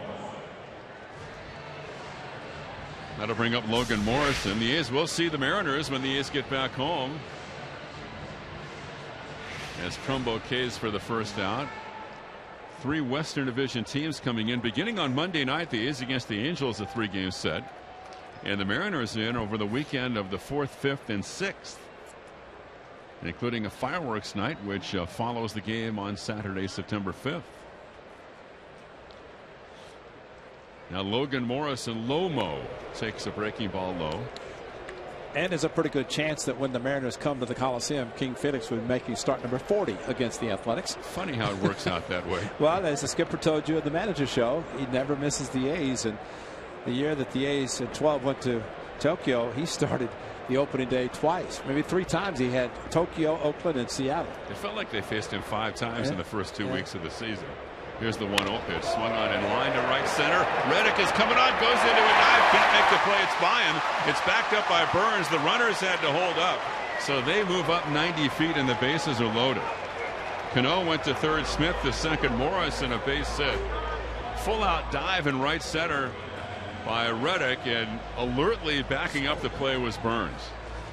He's got a break the way Robinson Cano misread that ball. He should have scored easily. Maybe Bassett could still escape this thing without allowing any runs. Well, it's going to be another pitcher, Bob Melvin, coming out. But I agree with you, Vinny, because where the ball was hit, if you're at second and you see the outfielders, this has happened twice today. There's no chance. Great effort by Reddick. He was not going to catch the ball. And maybe the A's can get out of it without giving up a run. Edward Mujica has been summoned from the bullpen. So with the bases loaded and 1 out and playing in the bottom of the 5th, the Mariners lead 4-1 and back to Seattle after this.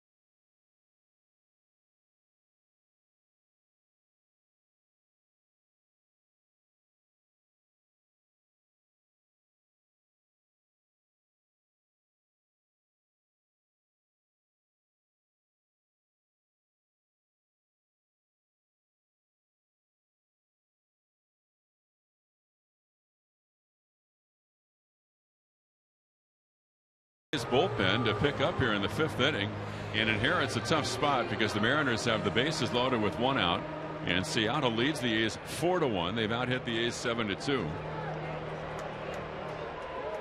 Mujica coming off 2 innings of shutout ball in the first game of the series on Monday night when he retired all 6 batters he faced, and the A's bullpen enters tonight having authored 9 1/3 innings of shutout ball.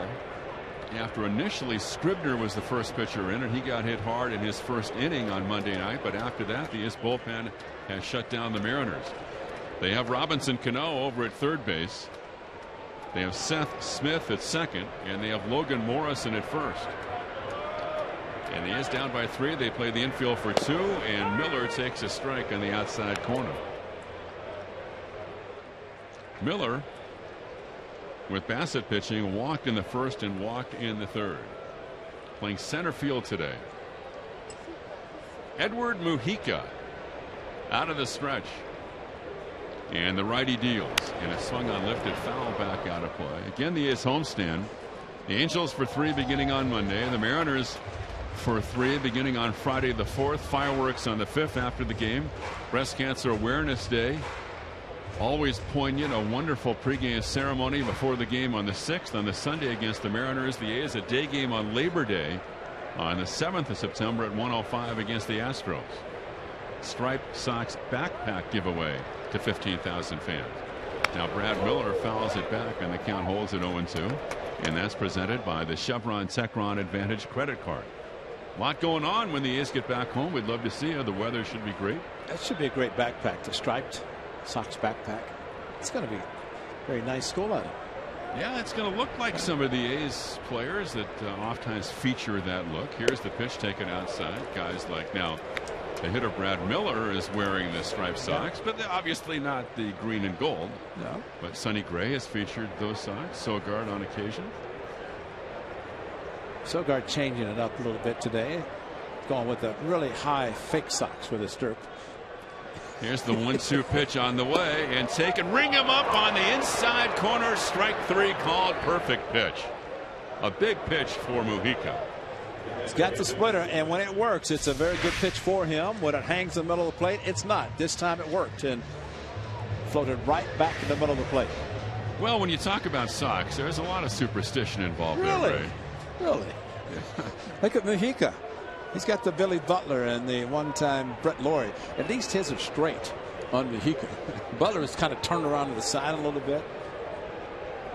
Those country breakfast calves. Here's the pitch, and swung on, dribble back to the mound, taken by Mujica, flipped to first, and Mujica does the job diffusing the Seattle rally as they had the bases loaded and 1 out. Mujica gets out of it, keeps the A's in the game, and as the A's come up in the 6th inning, the Mariners lead the Athletics 4-1.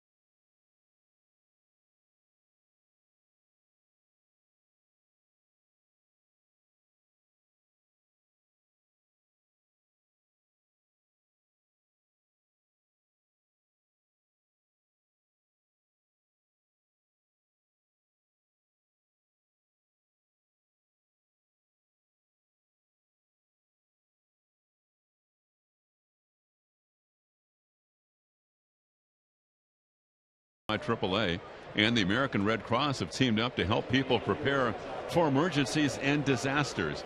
For every A's game-winning save this season, AAA will donate $500 to our local Red Cross. So you can high-five that game-winning save, knowing your community will be stronger in times of emergency. To learn more, visit AAA.com/saves. Top of the order for the A's. Billy Burns leads it off.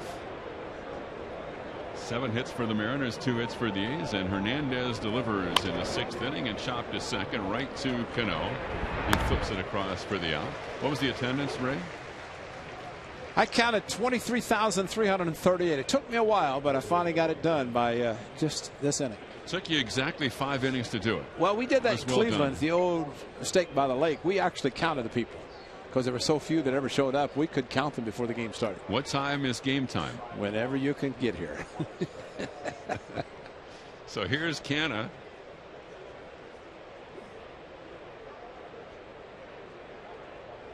And the pitch to Mark is taken outside for a ball. I remember when I was doing San Jose State basketball.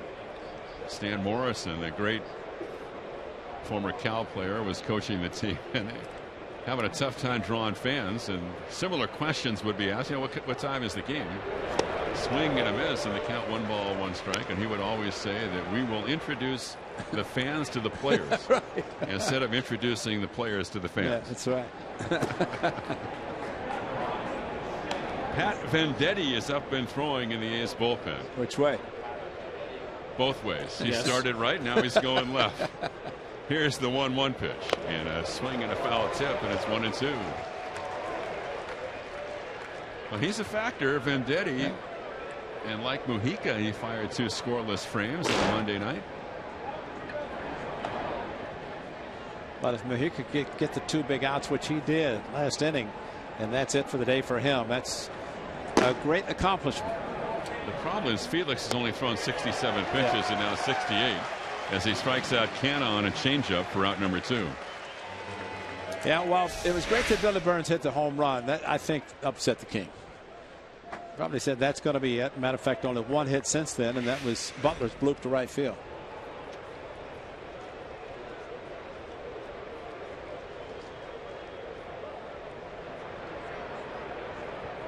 King is usually around the 100-pitch mark, and then he's out of the game, whatever inning it is. And that brings up Reddick, and Josh takes outside 1-0. Astros beat the Yankees 6-2 today behind Colin McHugh, who went 6 1/3. He allowed 5 hits and 2 runs. The only other day game, here's the 1-0 pitch, and that's taken a strike on the inside corner, 1-1. So for the moment, the Astros lead Texas by 5 and the Angels by 5.5. Outfield, a gap in left center, and with 2 out, the 1-1 to Reddick is taken outside. The Angels play the Tigers tonight in Detroit. The Angels finally won last night. Albert Pujols hit his 34th homer, and the Angels still have lost 4 out of 5. Here's the 2-1 pitch on the way. Reddick rips it foul right side. A sizzling shot into the lower deck. Those are tough foul balls to catch. Play them on the bounce or in the place that you talked about the attendance, or like Cleveland, you pick it up on the way out. Which you're leaving the yard.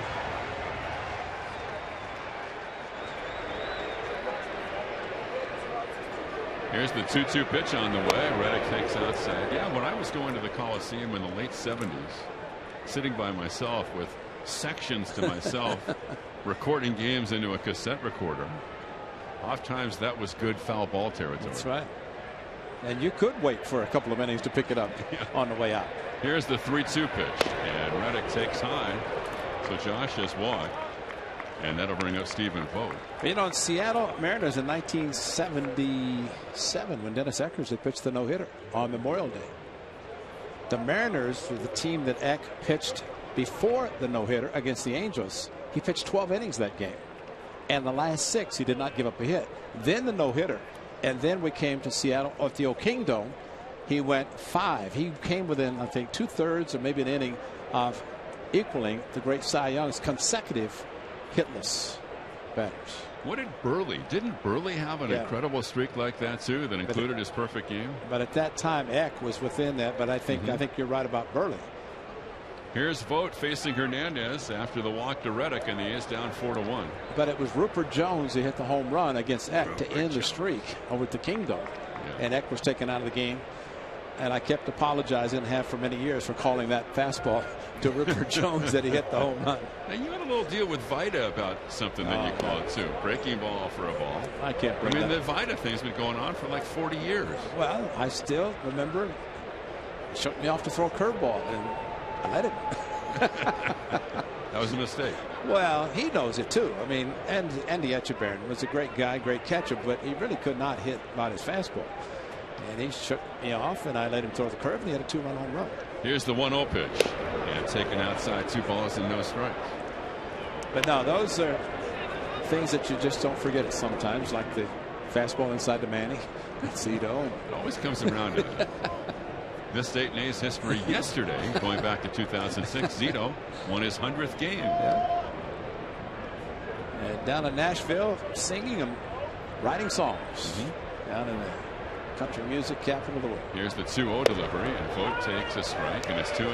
6th inning, 4-1 Mariners. And speaking of great times involving the A's and Zito and Big Three, we're going to play some highlights later from the A's 13th game of their winning streak, 2002. This date, 13 years ago, the A's won their 13th consecutive game. And might see Mark Mulder, one of the Big Three, in Phoenix this weekend. Here's the 2-1 pitch, swung on and popped up down the left field line. A long run. Marte going out. Smith coming on, and Smith makes the catch. Seth Smith reaching down in fair territory makes the catch. Vogt is out. Reddick left at first. And we go to the bottom of the 6th inning, and the Mariners lead the A's 4-1.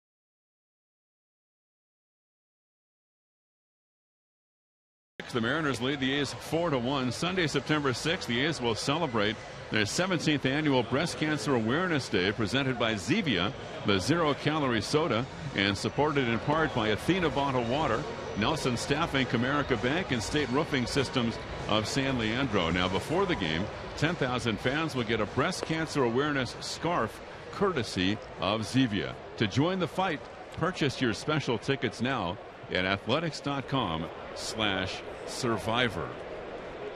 So here's Venditti coming off his 2 innings of shutout ball in the first game of the series, the switch pitcher. And Ketel Marte will lead it off.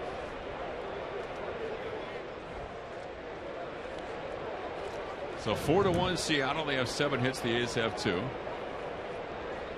Marte is 1 for 3, 7 hits on the series. The thing about Venditti too is that especially when Venditti is on his game, that Bob Melvin really feels, Ray, like he has a matchup advantage. Sure. Here's the pitch. And a breaking ball, sidearm in for a strike. In other words, when he came in the game on Monday, Venditti, he was pitching well. And at that point, it was still a game that was in reason. The A's broke the game open late.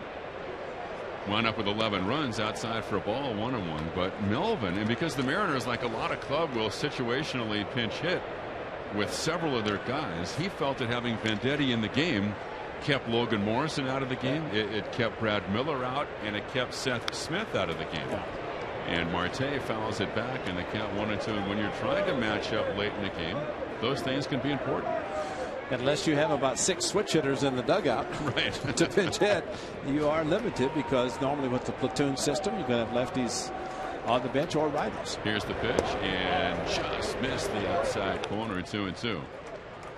Well, now Seager is on deck, and I think when Venditti faces left-handed hitters, he gives it more of a situational lefty look. Exactly. Because he can really drop down. He can be tough on the lefties with that look. 2-2 count. Here it is, and it's swung a line to left center up the alley, and nobody's there, and that's going to go to the wall. Marte can fly. He's at second and holding there with a double. I don't know what he looks like against the rest of the league, Ray. Yeah. But over these last 3 games, he looks like a future star. And I think there's a lot to be said about hitters who swing the bat. I mean, if your strike zone is nose to toes, that means you're going to swing at anything and everything. If you put the ball in play and his kind of speed, you have a chance to do something special. One of the things that I find interesting about players like Marte, and where your scouting has to be so important, Ray, he was 1 month shy of his 17th birthday when he was signed. Yeah. Now, how do you really know when you're out scouting a kid who's 16 years old? How much money did he get? You know, I don't know. I really don't know the answer. I bet if it's a low amount, take a chance. I mean, really, it's money well spent if it works out. Here's Seager. He takes a fastball for a strike on the outside corner with the A's trailing 4-1. It's interesting that Chris Woodward said, because he was the roving instructor for this organization, so he has seen Marte since he's been a teenager. He said that the knock on him earlier was that he didn't have enough arm strength to play shortstop, and that's not the case either at this point. He's really grown. Swing and a miss, and so on. So there have been 16-year-olds who've gotten a ton of money. Sure. And those are Anoa.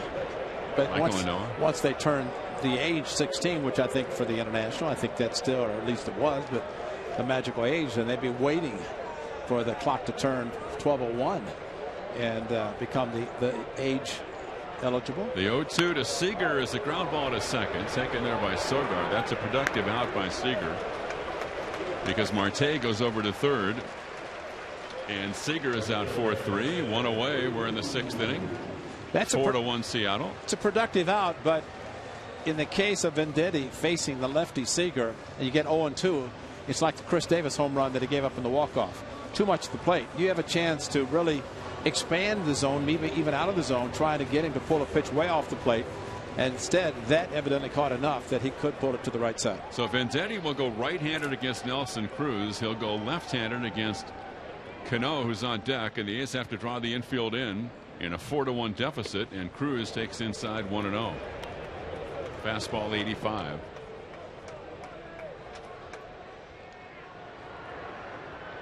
Venditti out of the stretch. And the pitch to Cruz on the way, and a breaking ball waved at. Good pitch. 1 ball, 1 strike.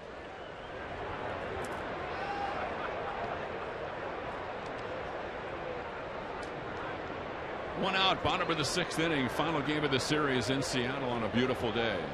And here's the pitch, and a fastball inside. We've seen, at least I've seen, Venditti hit 87 with his fastball right-handed. Where? When he struck out Longoria the other day at home. The ball that ran away from him out of the strike zone. Yeah. Got a little bit of extra on it. 3-2 fastball to Longoria. Here's the 2-1 delivery, and it's a breaking ball taken outside. 3 balls and 1 strike. But then he walked the next hitter on 4 pitches. Yeah, Nava. It's and then the double to Forsythe, and the beginning of the end. Yeah. 3 balls, 1 strike. Slight gap in right center. Marte is the runner. He's over at third with great speed, and the pitch to Cruz swung on and missed. 3-2. Back to the breaking ball.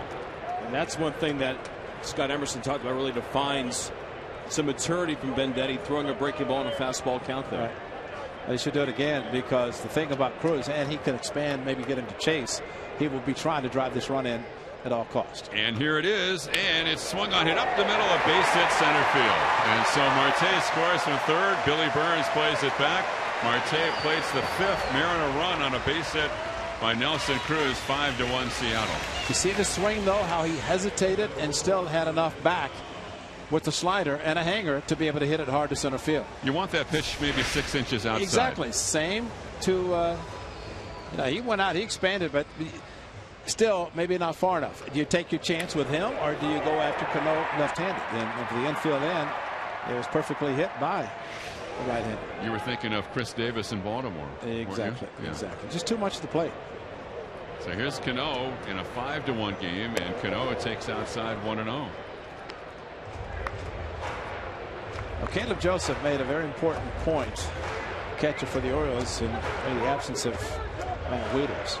He said they'd rather give up 1 instead of 4, depending on the situation and how many runners on base and the count.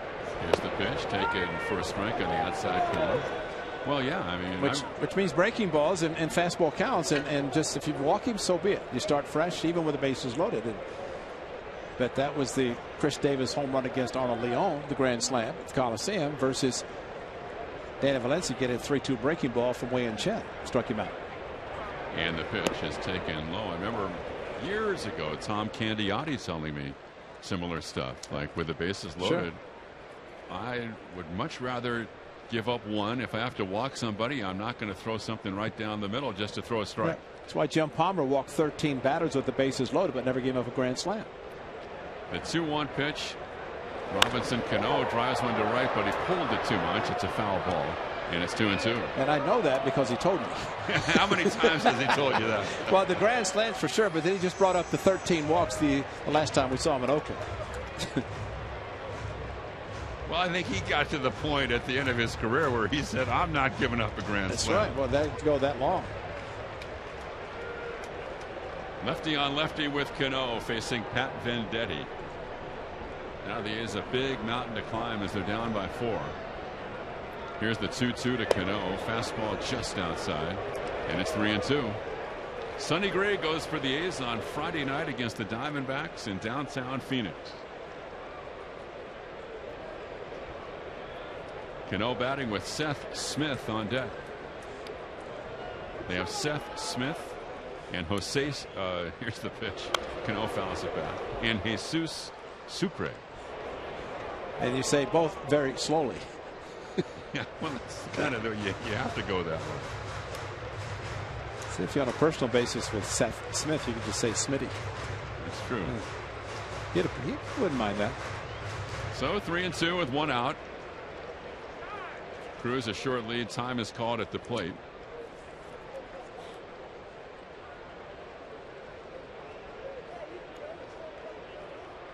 Here's the pitch by Venditti, and Cano swings and pops it up.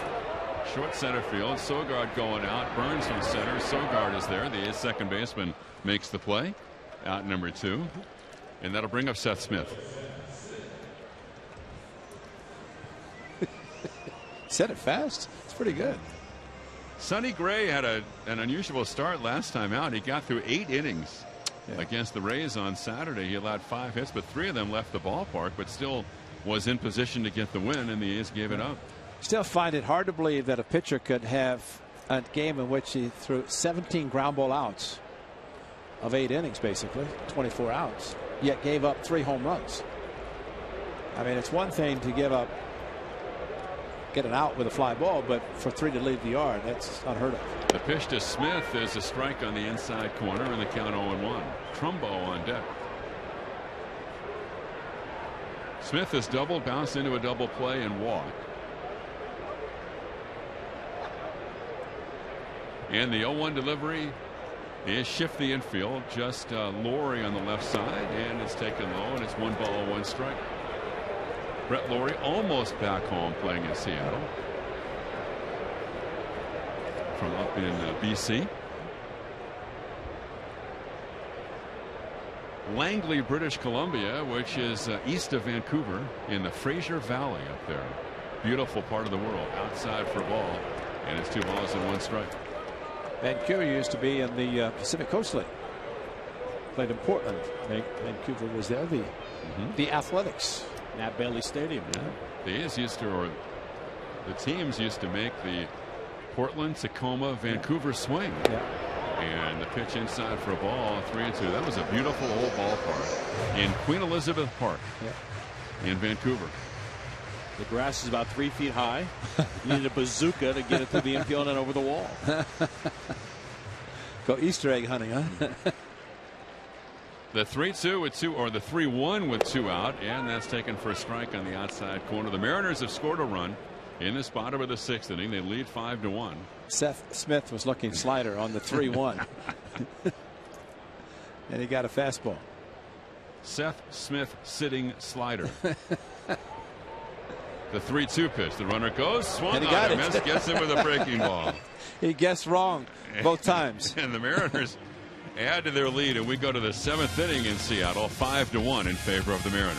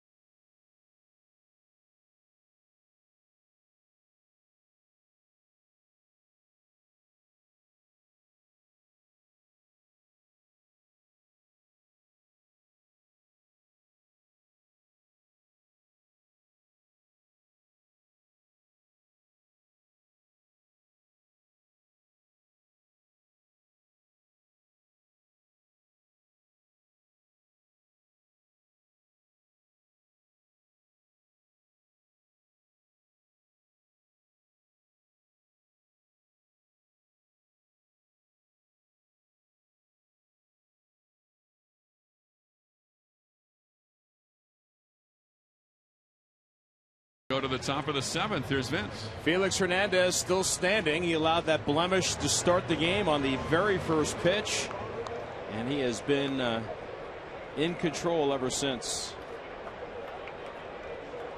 He'll face Brett Lawrie and then Billy Butler and Coco Crisp. Sun-drenched day here in the Pacific Northwest. Felix, 29 years of age now. He turns, and his first pitch in the 7th is swung on, hit hard toward left. Back is Smith to the track, at the wall, and gone into the bullpen for Brett Lawrie. A solo smash to the left of the 376 sign. His 12th home run of the year, and the A's get one back.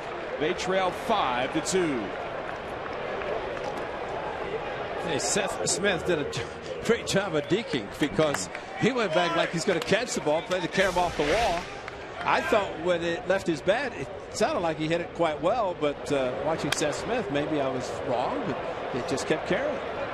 So the A's 2 runs, a couple of solo blasts, and now Butler stands in, and he draws the ire of Felix, who overthrows his first pitch and sends it off the plate outside, ball 1. That's 18 home runs allowed this year by Felix. But he has still a 3-run lead. Here comes the 1-0. He bites the outside corner, throws the breaking ball. Burns 1 for 2. He has one of the 3 hits allowed by Hernandez today. So the Mariners got a run in the 4th, or in the 6th rather. The A's came right back with another of their own in the 7th. And the 1-1 is down low with the changeup, ball 2. 2 balls and a strike. Coco, Chris, Marcus Semien to follow here in the 7th inning. He's trying for a late comeback. And the 2-1. Down and away, ball 3. 3 balls and a strike. When Laurie hit the home run, there was a smattering of applause, so maybe he has some family and friends here watched the game today. Now has a 7-game hitting streak with that home run also. 3-1, breaking ball strike to the outside corner. Fills it up on Butler at 3-2.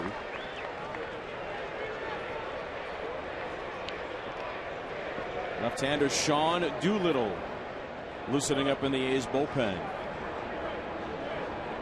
The payoff. Fastball, strike 3 call in the outside corner. Butler thought it was up and away. And ball 4, he was ready to unfasten his shin guard, and he's rung up by Paul Schreiber, and incredulous, he turns and walks back toward the A's dugout. 92 miles per hour. And I think Billy Butler might have been looking for something else. Mr. Sucre pretty active with the glove, framing it back toward the plate. A half a dozen strikeouts for Hernandez. He's got a 5-2 lead in the 7th. And here comes Coco. Switch hitter batting left, takes up and away, ball 1. One thing Bob Melvin talked about in regard to Sean Doolittle is that I'm not going to use him in a situational spot like he potentially could have last night if necessary, facing Kyle Seager in a one-on-one spot. Walker swung on and grounded foul outside of first base. He does want him to start an inning, and at this point the A's are going to be pretty conservative in terms of don't expect to see Doolittle anytime soon in like back-to-back situations. But he's loosening right now, and that's an indication that he will get the bottom of the 7th inning with Trumbo, Morrison, and Miller due. Here's the 1-1. Backdoor curve, and it drops in for a strike. It's 1-2. Good to hear him talk on Monday following his performance on Sunday, first time back, that health-wise he felt good. And it's usually the day after for pitchers who are coming back from the disabled list. The 1-2. A fastball hit late behind third base and drifting back into the seats. Only one other game today during this afternoon, and that was the Astros defeating the Yankees 6-2. They're 71 wins now, which either I think it equaled last year's total, or they've already surpassed it by 1. Got a 5-game lead in the West. 1-2 pitch way out inside lookout, and skipping out of the way is Coco. It's 2 balls and 2 strikes. I think they were 70 and 92 last year. Coco trying to keep it going against Hernandez. Now at 90 pitches on the day. Surrendered a leadoff home run to start the frame to Brett Lawrie. That struck out Billy Butler. 5-2 Seattle in the 7th. And the 2-2. Swung on, hit hard toward right center field, but a play out there for Nelson Cruz, and he'll make the catch. That's the 2nd out. Shading in that direction, surrendering the right field corner. And now here's Semien. Marcus is 0 for 2 today. Has not got the ball out of the infield. A pop-up and a ground ball, both to shortstop.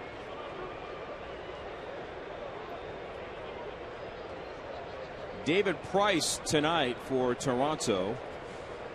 On the road at Texas. Turning 30 today. Colby Lewis starting for the Rangers. First delivery to Marcus off the plate outside with a slider, ball 1. You mean Cy Young?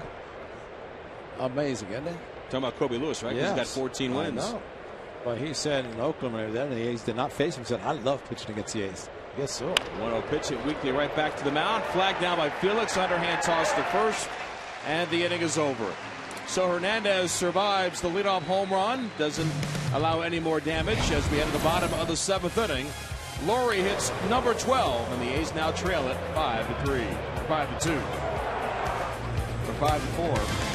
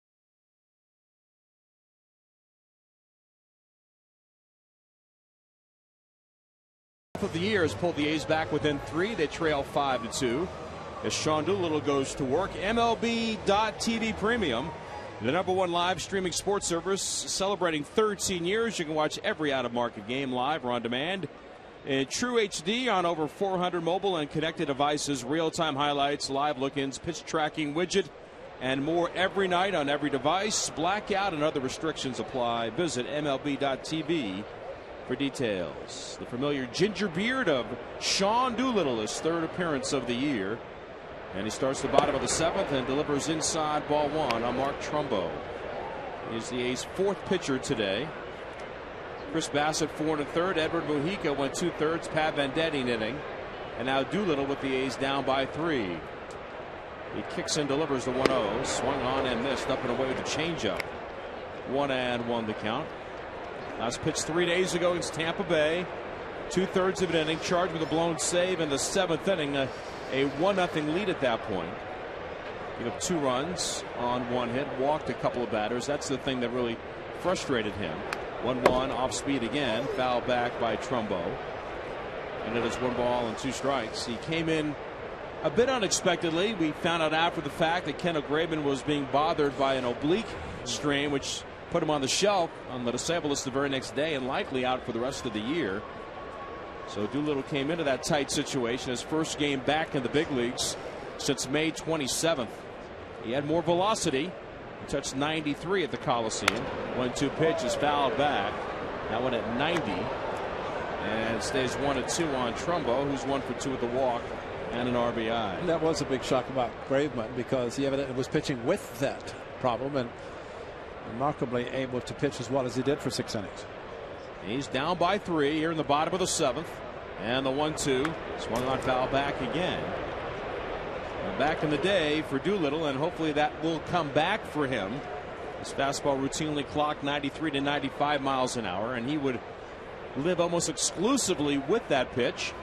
Great to see him tucking the glove under the beard again, pointing the elbow toward home plate. 1-2 off speed, foul back. He has developed a little more of the changeup, something that the extra time allowed him to work on away from game competition. Trumbo fouls it back. It stays 1-2. Logan Morrison waiting on deck. The A's closer a year ago, 22 saves for Sean Doolittle. The leg kick, the 1-2 offer. Fastball grounded to the shortstop. Right there is Simeon to his left. He throws the first in time. And Trumbo is retired. There's 1 out. And that'll bring Logan Morrison to the plate. You know, there are things that the A's certainly want to get accomplished, Ray, by the conclusion of the season. And just seeing the development and the health continue to improve for Sean Doolittle is pretty high on that list. Well, the health part is the key because the pitching will get there and the velocity will pick up with his fastball. But for him to be able to make an appearance, feel great the next day, and then come back, and you know whether it's going to be back-to-back at the end of the season, but if he can stay healthy in September where there's no issues going into 2016, it would be a huge plus. Now facing Morrison. That slightly closed setup, first base side of the hill. Tries a slider and is high to Morrison. That's ball 1. Venditti worked the 1 inning. He allowed the 1 run on a couple of hits. No errors and a strikeout. Doolittle always the pant legs pulled up. Shows a lot of the green sock. His 1-0 fastball is inside. 2 balls and no strikes. He admitted after that game that in the middle of that outing against Tampa Bay 3 days ago that he was caught up a little bit in the speed of the game. Couldn't slow himself down. He was a bit amped up, and you can't be surprised by that. It was his first game back in the big leagues in quite some time. And a close game, too. I mean, it was a very close game. 2-0 offer. Swung on, foul back. Certainly not a soft re-entry, if you will, or a soft landing. Now 2 balls and a strike as Morrison fouled back the fastball at 91. But the other thing, too, man, I do believe it's unfortunate that the A's will not see September pitching for both Kendall Graveman and Jesse Hahn. I think you wanted to see them perform in that month and see how they were going to handle that. 2-1. It is low, ball 2. Make that ball 3. 3 balls and a strike. And both are down for likely for the rest of the year. Jesse hasn't even begun a throwing program, so you have to think that they're going to be conservative with him and his arm. And Kendall's not even supposed to pick up a baseball for at least 3 weeks anyway. So he will be behind the 8 ball also. 3-1. Fastball outside, ball 4. And Morrison will draw the walk. And that will bring Brad Miller to the plate. And Miller now will be called back, apparently. It is a 5-2 Seattle lead. And I think more than anything else for Doolittle, while yes, he wants the velocity, Austin Jackson's going to pinch hit here. But Doolittle's command, and that was something that was so spectacular last year with the 8 walks and 80-something strikeouts in 60 innings. And now he's going to face Austin Jackson. Jackson has been the subject of some trade speculation, maybe going to the Texas Rangers, but those at that side don't seem to see that happening. Haven't really heard anything in that regard. So Jackson standing in, right-hand batter for Brad Miller. 261, 7 homers, 36 driven in. And Jackson in the series has gone 3 for 8, drove in 2 last night. That big ground ball single up the middle on Jesse Chavez to stretch the offer. And a fastball catches the outside corner, strike 1. The thing that impressed me about Sean Doolittle last year is the way he could elevate the fastball. I remember Derek Norrison asking him that he would give the fastball sign, and then right at the last instant he'd put the target up high, and Doolittle was able to throw it in that zone. Another fastball fouled back by Jackson. With his velocity, that's a tough pitch for anybody to catch up to, and he worked it very well when he was healthy and throwing as hard as he did. 8 walks, 89 strikeouts, and 62 2/3 innings last year for Doolittle. He doesn't really have that pitch right now. I mean, in the past it was, you know, I've got a fastball. I know you know I've got a fastball, and I'm still going to throw it and command it where I want to.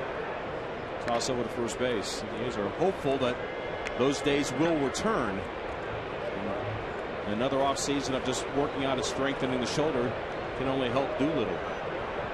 Just his presence right now in a beleaguered A's bullpen goes a long way. 0-2 pitch, slide step, and a fastball upstairs. That's 1 ball, 2 strikes.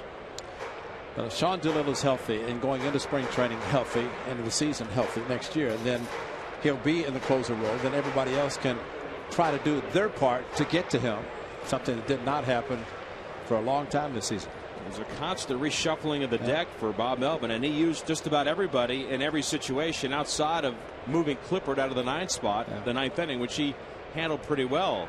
Runner goes, and throw to first base. They've got him in a rundown. Throw to second, to tag. Simeon back to get him, and not in time. Morrison slides past the tag attempt on the throw by Canna, and he's in safely with a stolen base. Doolittle picked up the leg, and he read Morrison breaking to second, but then the A's couldn't convert the rest of the play.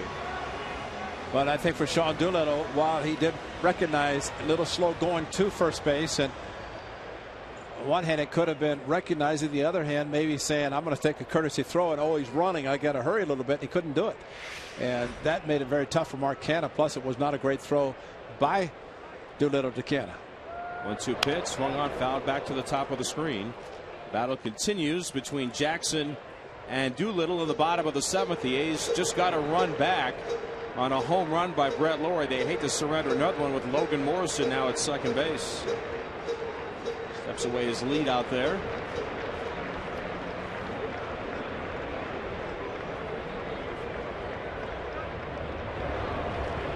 The 1-2. Foul back.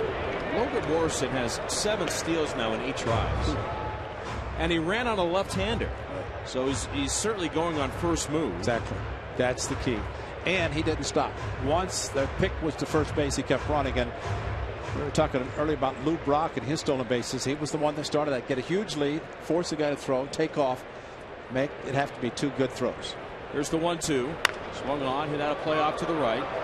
It's another thing, too, that right now is, in some respects, new for Doolittle. Didn't have a whole lot of foul balls. Yeah, you know, that's right. Back in, in the heyday when his shoulder was 100%, that he would just blow it right by people. Right. They wouldn't get the bat on it at all.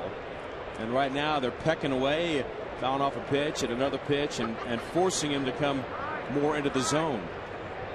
Look back to second, an inside move, no throw by Doolittle. 5-2 Seattle in the 7th. A's Trying to get a late rally and get out of here, taking 2 out of 3 from the Mariners. I was surprised to see Gutierrez in the on-deck circle for Sucre, the catcher for Felix, and nobody warming in the bullpen. 1-2 pitch, foul back. And the battle continues here. And I say that because usually he did not break up the battery of, especially someone like Felix. Mike Zunino's done a great job. He would be sure going in. So maybe Lloyd McClendon feels like this is a scoring opportunity that he doesn't want to let slip by. Exactly. Even with Hernandez on the mound. 1-2 pitch.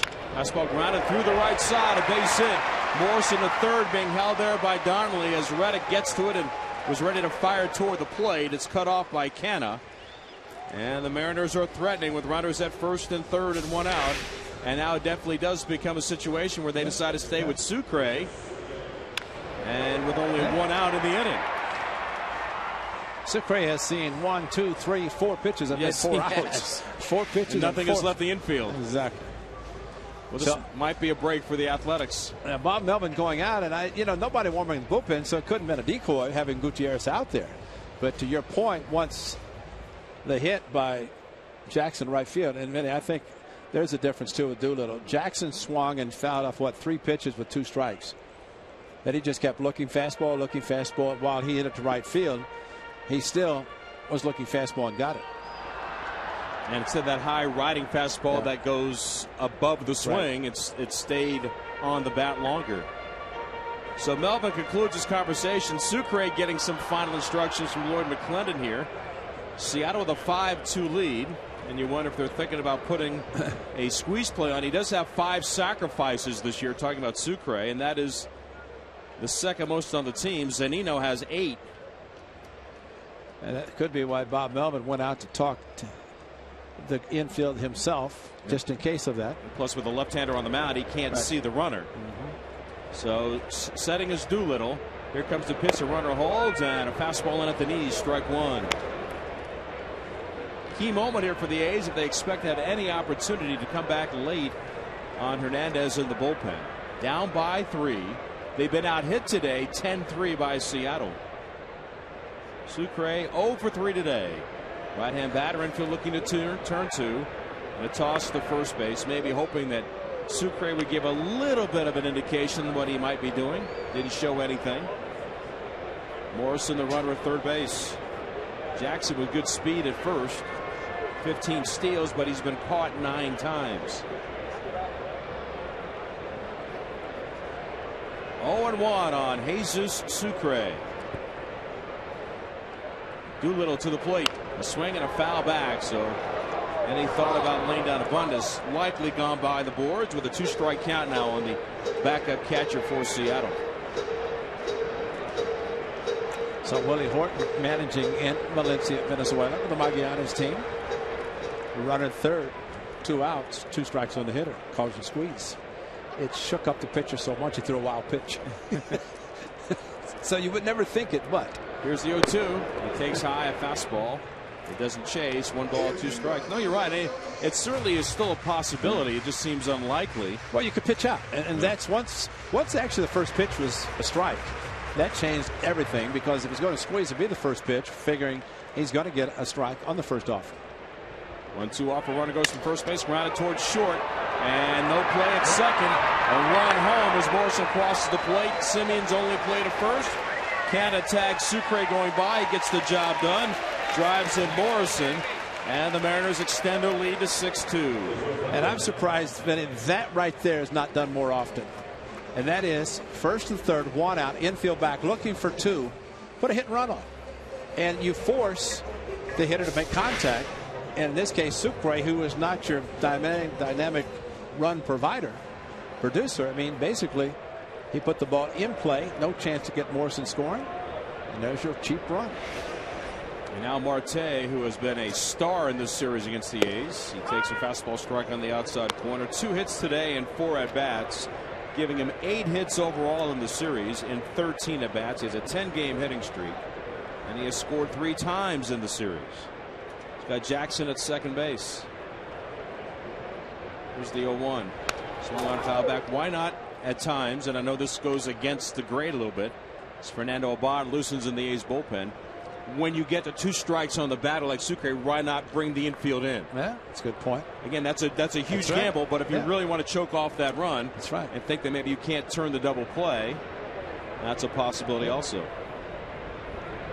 0-2 on Marte, and the pitch inside, 1 ball, 2 strikes. I mean, the reality is at this point, and there's still a lot of baseball left this year, and most importantly, there's going to be a lot of opportunities for Sean Doolittle. But he's not the Sean Doolittle that A's fans are accustomed to yet, and I think he knows that right now.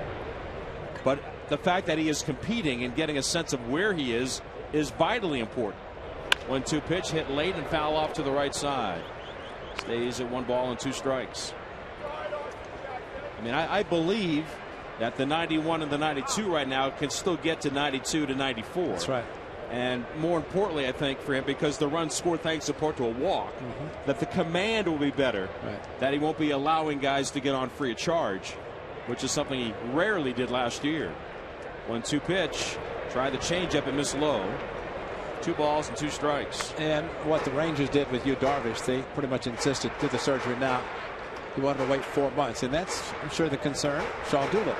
And that's why the health is the biggest key for him going down to the end of the season. Because if he's healthy, then you eliminate that possibility of missing a long time due to surgery. But one thing that's happening now that you don't want to see happen, this is going to be his last batter. Sure. Because he's already thrown 29 pitches. And you don't want to really exert him beyond that number much further. Certainly not any more than this batter right here, Marte.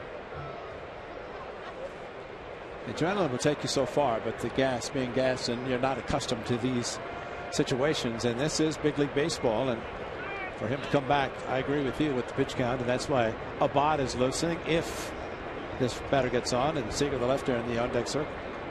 So the switch hitting, Ketel Marte standing in on the right side, and he awaits a 2-2. Doolittle instead an inside look. He'll throw back to second base, just keeping an eye on Jackson. 6-2 Seattle in the 7th. 6 runs on 10 hits for the Mariners. 2 runs, 3 hits, 2 errors for the A's. And the 2-2. Breaking ball chopped weakly to third, waiting for it is Laurie. Bare hands it, but it's in foul territory. Made a nice throw across the diamond, but it's for naught as it's ruled foul from behind third base by the umpire Jim Reynolds.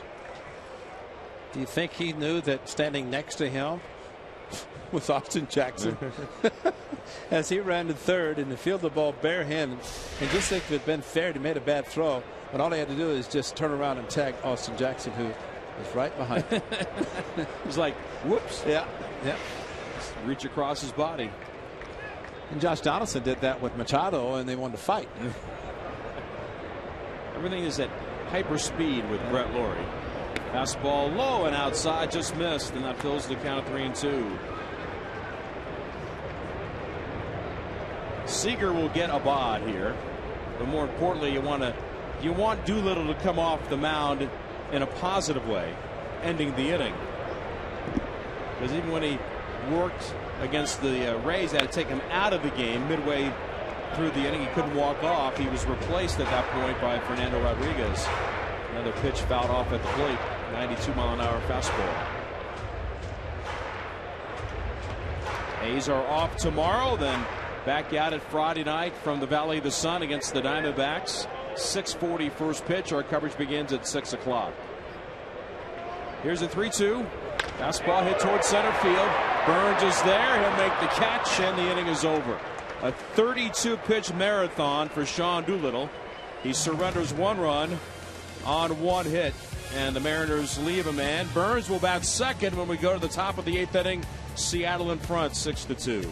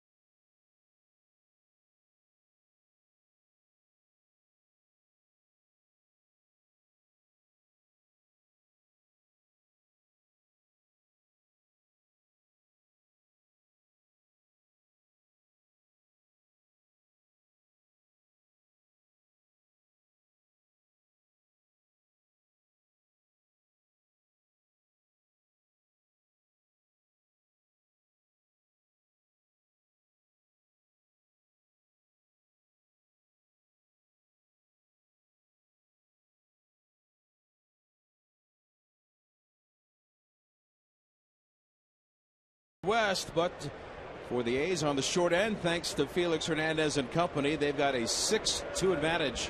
Felix still pitching on to the 8th, taking the rest of the way. Once again, here's Ken. And it's Sogard leading it off against Felix Hernandez. Sogard, Burns, and Canna, and the pitch by Felix. A breaking ball taken outside for ball 1. 6 runs, 10 hits for the Mariners. 2 runs, 3 hits, and 2 errors for the A's. Hernandez, both feet on the rubber, ready, and comes to the plate. And that's taken outside by Sogard. 2-0. The A's will see the D-backs on Friday night, and skippered by Chip Hale, good friend of Bob Melvin's, former A's bench coach, in his first year managing the Diamondbacks. And there's really an A's flavor to their front office. Here's the 2-0 pitch, and that's taken outside 3-0. Tony La Russa really heading up their baseball operations, and Dave Stewart is the general manager. Yep.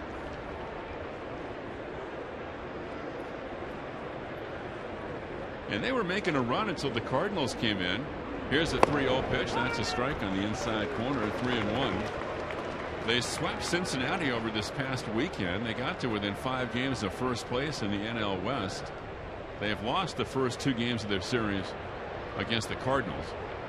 Here's the 3-1 pitch, and that's taken a strike on the inside corner. 3-2. The Mariners lead 6-2, and Sogard leading off in the 8th inning. Vidal Nuno is up throwing in the bullpen, a left-hander, ex of the Yankees and the D-backs. Here's the 3-2 pitch by Felix, and swung on and foul back. They have Dave McKay coaching at first base, longtime A's coach. That's right. Got Goldie. Goldie can swing the bat. They have a very good offensive club, Arizona. And I think we could talk to that knuckleball pitcher you're talking about when you get to Arizona, right? Tom Candiotti. Here comes Greg Schulte. Here's the 3-2 pitch on radio. Bouncing ball to first. Back of the bag. Speared by Morrison, and Morrison goes to the bag. One away. Sogard is out, and Burns is coming up. Their closer is Brad Ziegler. That's right. He just said 3-2 on radio. And? Well, 3-2 on radio, ground ball to first. That was pretty good weaving that in there. That Candiotti's on radio. There's 3-2. Oh, okay. All right. Yeah. So we try to knit it all together, Ray. They have Bob Brenly on TV. Yeah. So here's Billy Burns, who's homered and bounced out twice. 6-2 Mariners. What a story about Brad Ziegler. Everything he went through, and he is the closer. Pitching well. Here's the pitch. It's on the way. And a swung on bouncer to second. Cano is there, feels the hop, flipped to first in time. And 2 away in the 8th with the A's down by 4, and Canna's coming up. When the Diamondbacks defeated the Reds 4-0 on Sunday, they got to over 500 for the first time this year since they were 8-7 on the 22nd of April.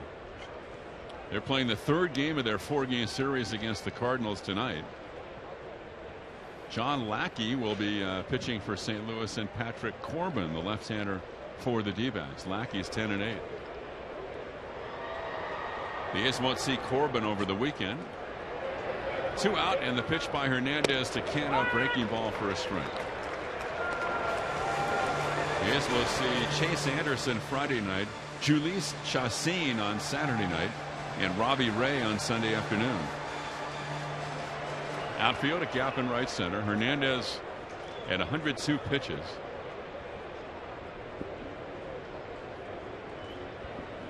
And the 0-1 pitch outside. He hasn't gone 8 innings, Felix, since the middle of June. It's all about pitch count for him. They will not, once he approaches 100, which he is over just barely, 103, he'll get through the 8th, but they just want to protect him as much as possible. Can't blame them. That's why if you can have your pitchers shut out the Mariners, get the bullpen. Little dribbler down the first baseline, rolling foul. It looks like Felix Dubrot is going to be okay to go for the A's on Saturday night. That was really in doubt yesterday after he got hit on the foot by that line drive. Fernando Abad still throwing in the A's bullpen, and the lefty Dubrot was able to throw on the side before the game today and do some running. And so he's really made some improvement in a short amount of time. And so the A's still think that he'll be able to go on Saturday night, which keeps the A's with a 4-man rotation until the rosters expand on Tuesday. 1-2. Top of the 8th inning. And Canna batting. Hernandez pitches, swung on and missed. And, well, he did shut down the A's today, although the A's got him for 2 long balls. But those were 2 of the 3 hits for the A's against Hernandez this afternoon. To the bottom of the 8th, 6-2 Mariners.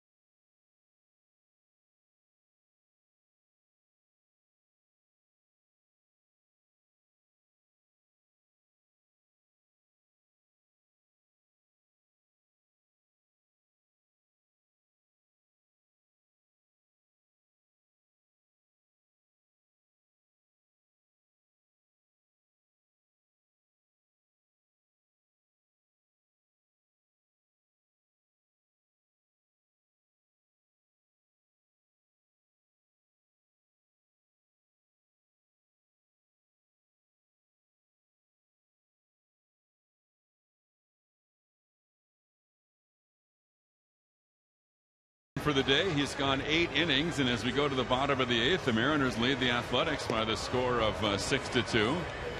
MLB.TV Premium, the #1 live streaming sports service, is celebrating 13 years. Watch every out-of-market game live or on demand in true HD on over 400 mobile and connected devices. Real-time highlights, live look-ins, pitch tracking widget, and more every night on every device. Blackout and other restrictions apply. Visit MLB.TV for details. Fernando Abad comes out of the A's bullpen.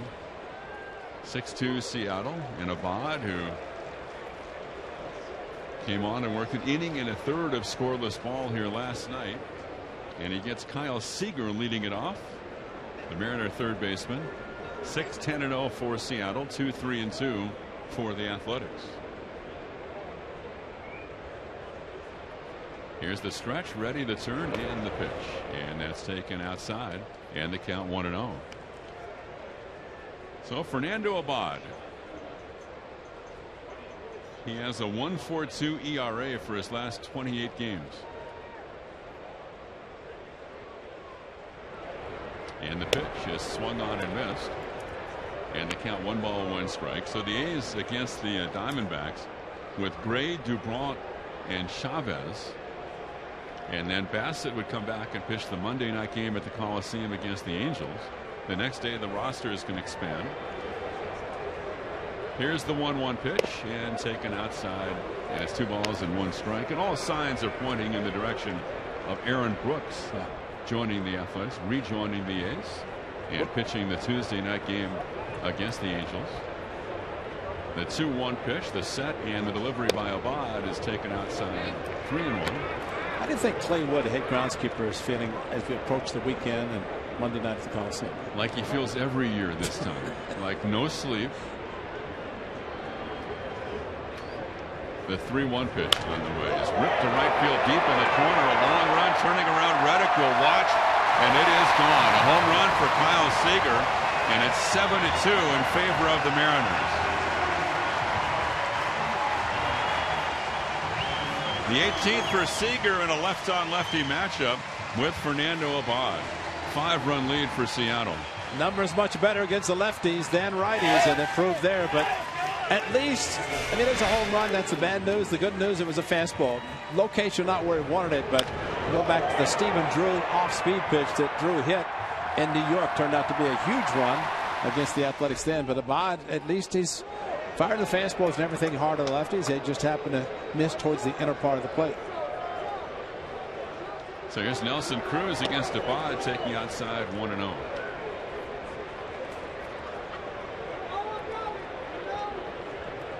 Hits for Seattle. Cruz has 2 hits, and he was hit by a pitch, and the delivery is taken outside 2-0. See, the last time for Brooks for Nashville, the AAA club, he went 7 innings and he allowed just 1 run. Well, that's good because against the Blue Jays in Toronto, got a tough one. Yes, he did. Here's the 2-0 pitch, swung on and missed, 2-1. He was picked up by Felix Dubron. He was actually made his major league debut against the Blue Jays, and was hopeful that he had forgotten about it, but it did not, because he hit him hard again. The 2-1 pitch outside. He's pitched well. He's pitched awfully well at the Coliseum this year in his limited time with the A's, talking about Brook. So the A's, I think, from the A's standpoint, they really, there are a couple reasons they'd like to keep, of course, Dubron in the rotation, and he would go on Saturday, and then that would put Brooks into a home ball game as Cruz hits one to deep left center field. That was very loud, and it is very gone. And 8-2 Mariners. That had a home run sound off the bat. And that is 39 home runs for Nelson Cruz.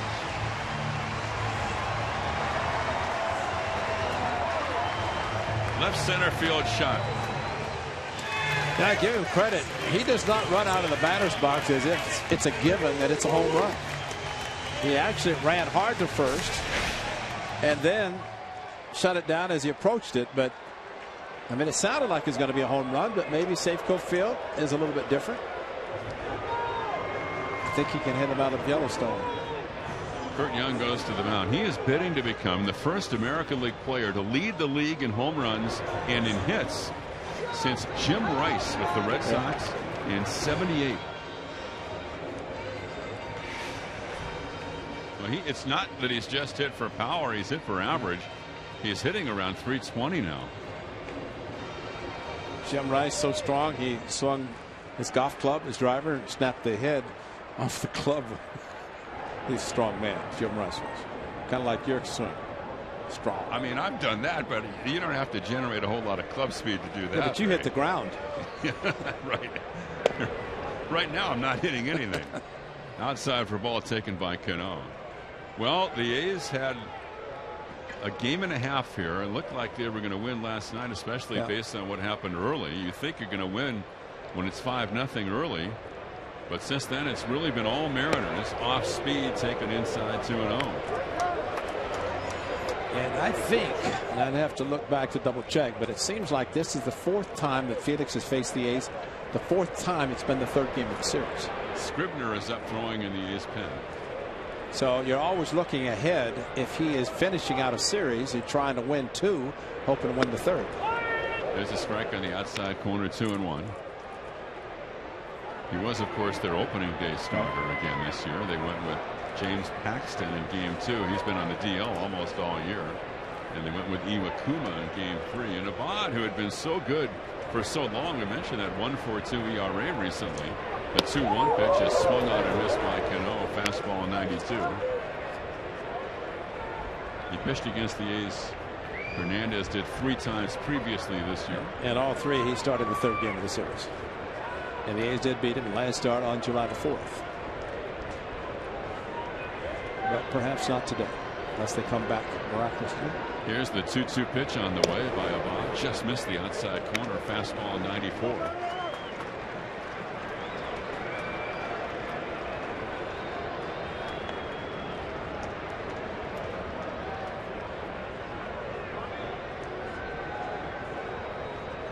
Here's the 3-2, swung on, bounced over the mound, back a second. Simeon's got it, full spin, throws to first, and a good play by Marcus Simeon. The A's shortstop going back of the bag at second. Cano is out. And here comes Bob Melvin. And apparently he wants Mr. Evan Scribner.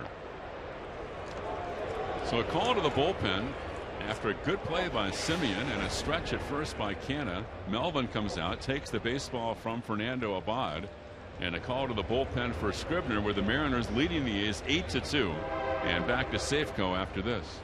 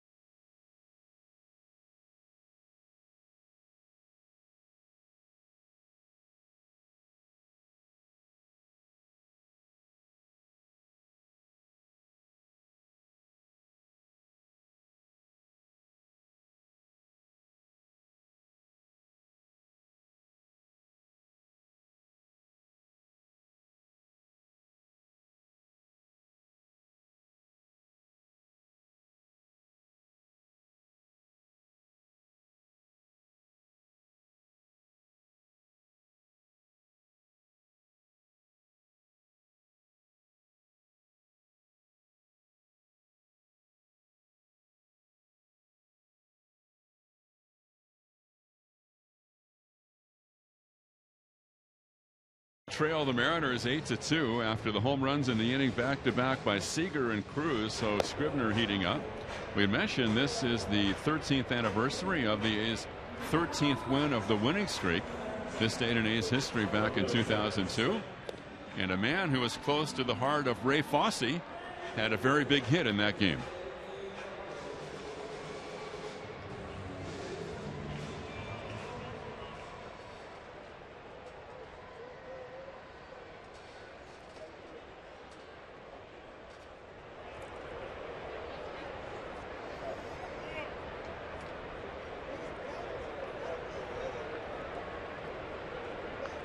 And back in Seattle, not so much luck here today. The A's are trailing 8-2. Of course, the great Bill King on the call. And here's Seth Smith against Scribner outside 1-0.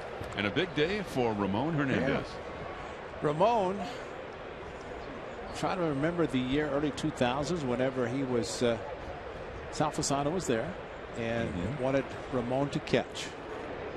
Here's the 1-0 pitch on the way, swung on by Smith, driven to left field. Coco going back at the track, and he makes the catch. Well hit ball the other way. And Ramon was close to, I think I caught 143 games in 73. And I said, Raymond, you know, if you catch every game the rest of the season, you'll have the all-time record. He goes, really? Caught every game. That's great. I mean, but that was, you know, a little motivational incentive, and kind of turned out to be the number. But not like Jason Kendall, who caught every day, double headers whenever. Well, of course, they don't play him anymore, but Jason loved to catch. Ramon did a great job for the A's. Here's Trumbo, right-handed hitter, and he takes outside Sal Fasano, who hit a home run and broke a window in one of the suites at the Coliseum on June 4th of 2000. That's right. Against the Giants. So it's crushed. Few balls have reached that area. Very few. Here's the 1-0 pitch, and swung on and foul back, and it's 1-1 strike. Brett Lawrie hit one earlier this year. That's right. Cespedes hit one in 12. Yeah. Against the Mariners. Left center field, maybe just above the suites or right in that area. Jason Vargas. That's right. And it took a lot of time getting around the bases. So hit one that far, you should. The 1-1 pitch is outside, 2-1. And they got Steve Delavar later in that right same center. series. Yep. To right center, exactly. But that was a game winner, wasn't it? The one off Delavar. Well, they were both 2-1. They were both long shots, and if he wanted to take his time, so be it. It's taking a lot of time in New York right now for the Mets, hitting a lot of home runs. 2 balls and 1 strike and 2 out, and the pitch is a line drive to right, but Reddick is right there and he makes the catch. The inning is over. 2 more runs for the Mariners on the home runs by Seager and Cruz, and we're going to the 9th. 8-2 Seattle.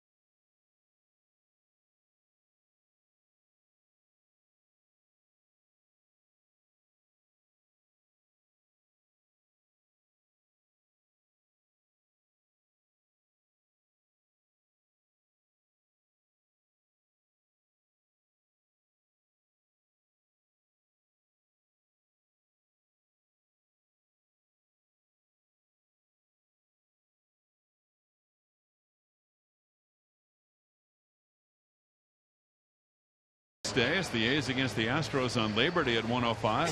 15,000 fans get the Stripe Sox backpack presented by the Chevron Techron Advantage credit card.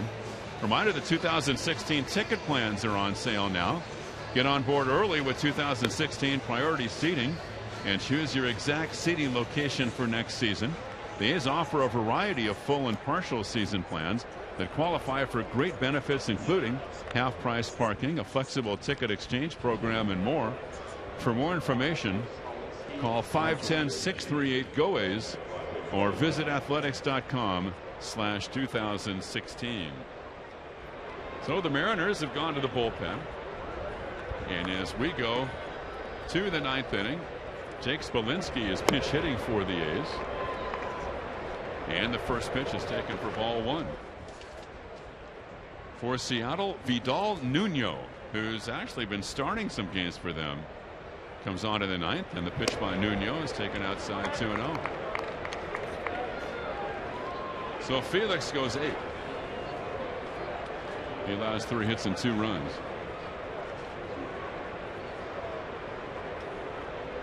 And the pitch, Spalinski takes a strike. Felix walked 1 and struck out 7. Nuno delivers, and that's in for a strike. It's interesting because they're listing Nuno on their game notes to pitch their ball game tomorrow night against the White Sox in Chicago. And the 2-2 pitch, and that's taken outside 3-2, although they did recently bring up the lefty Roenis Elias, so maybe they'll go to Elias to pitch against the Southsiders. Or they know they've got bad weather coming up this weekend in Chicago. Here's the 3-2 pitch, and a broken bat ground ball. 2 hops to short. Charging, and the throw to first by Marte is in time, and Spalinski is out. Well, here was the way that 13th game of the winning streak in 2002 against the Royals ended.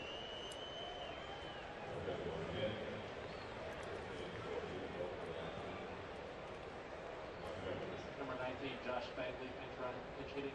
Bagley, pinch hitting.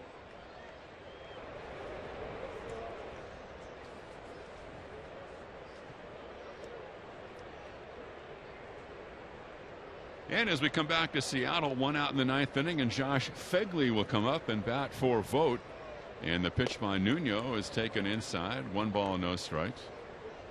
The A's would win their 15th game of the streak in Kansas City, and they would come home and win game number 16 on a Friday night against the Minnesota Twins. 1 ball, 1 strike.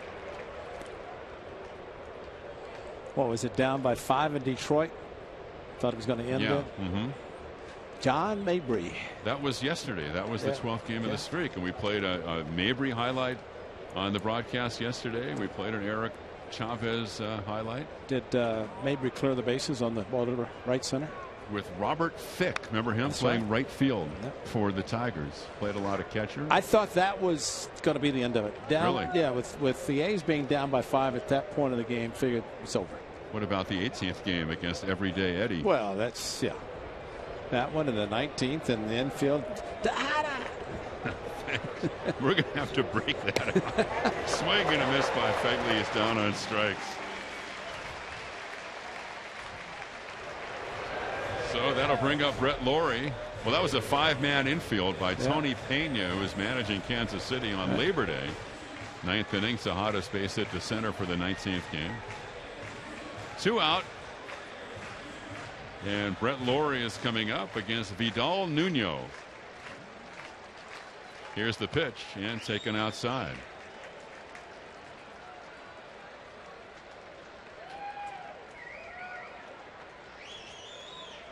Here's the 1-0 delivery and swung on, hit to the hole and into left field, and a base hit by Lawrie. So Lawrie has his second hit. He homered for the A's in the 7th. The A's runs coming on home runs. Leadoff shot by Burns, and then Lawrie in the 7th, and that'll bring up Billy Butler. I think of Vidal Nuno whenever we read your Men's Warehouse double play spot. Is that Vidal Sassoon? Yeah, because it says here designer brands like Kenneth Cole, Calvin Klein, Joseph Abboud, and Vidal Nuno. Here's the ground ball foul. Left of the bag at third. Vidal Nuno.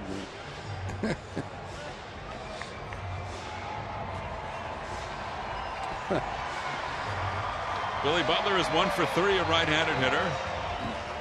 He is down to their final strike, or the final 2 strikes, with 2 out in the 9th as they trail 8-2, and Nuno delivers. Here it is, and it's high, and it's 1 ball, 1 strike. Well, we have a couple of these simulcasts left on the schedule. It's always great to get together with Ray. We have you in here, and we look forward to these simulcasts on radio and TV. Baseball. Runner goes, and it's bounced foul in the count, 1-2. You see, there's your difference, what you're talking earlier. When Simeon attempted to steal, Sogard ran. Billy Butler 1-1 the count with Brett Lawrie. You figured he's going to run in difference, but that's where you can see the runner take off. And if you are so inclined, you could take the pitch. Doesn't make a whole lot of difference now, but back then that could have been a big play in the game. That's right. So 1-2 with 2 out. The outfield a gap in right center. Nuno throws and drops it in the dirt, and Lawrie takes second base on indifference. And looking back, I think this is the only second time today the A's have had a runner in scoring position. There's Sogard back in the 3rd after being hit by a pitch and went to second. Other than that, King Felix pretty masterful again. Here's the 2-2 with 2 out on the way by Nuno outside. That's right, because when Butler led off with a single in the 5th inning, with 1 out, he was forced to second by Simeon. They got a 2-out walk to Reddick in the 6th. The other base runners were actually really the home runs. That's right. So Nuno out of the stretch, and with 2 out, the 3-2, and time is called at the plate. And umpire very quickly pointing out it was Sucre who asked for time, the catcher. And that's important because Nuno was ready to pitch. He was ready to deliver the pitch. Now ready. Nuno's 3-2 is outside. They have Wilhelmsen throwing in the bullpen just in case. The A's need a half dozen. They have 2 runners on base with 2 out in the 9th, and Coco's coming up.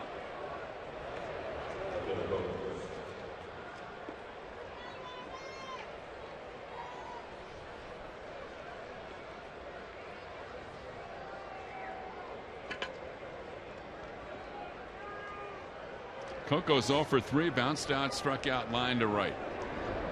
8-2 Seattle, 9th inning, 2 on, and Coco takes inside 1-0. A's should have Danny Valencia back in the lineup Friday night. He's been banged up, and with the day off tomorrow, Bob Melvin figured day off today, he would in essence get 2 days off in a row. The 1-0 pitch, and Coco, it's a fly ball center field. Going back on it, under it is Jackson. He's there at the base of the warning track almost, and he makes the catch. And this one is over. The Mariners win the series 2-1. They beat the A's on this Wednesday afternoon by the final of 8-2. And back with the totals after this.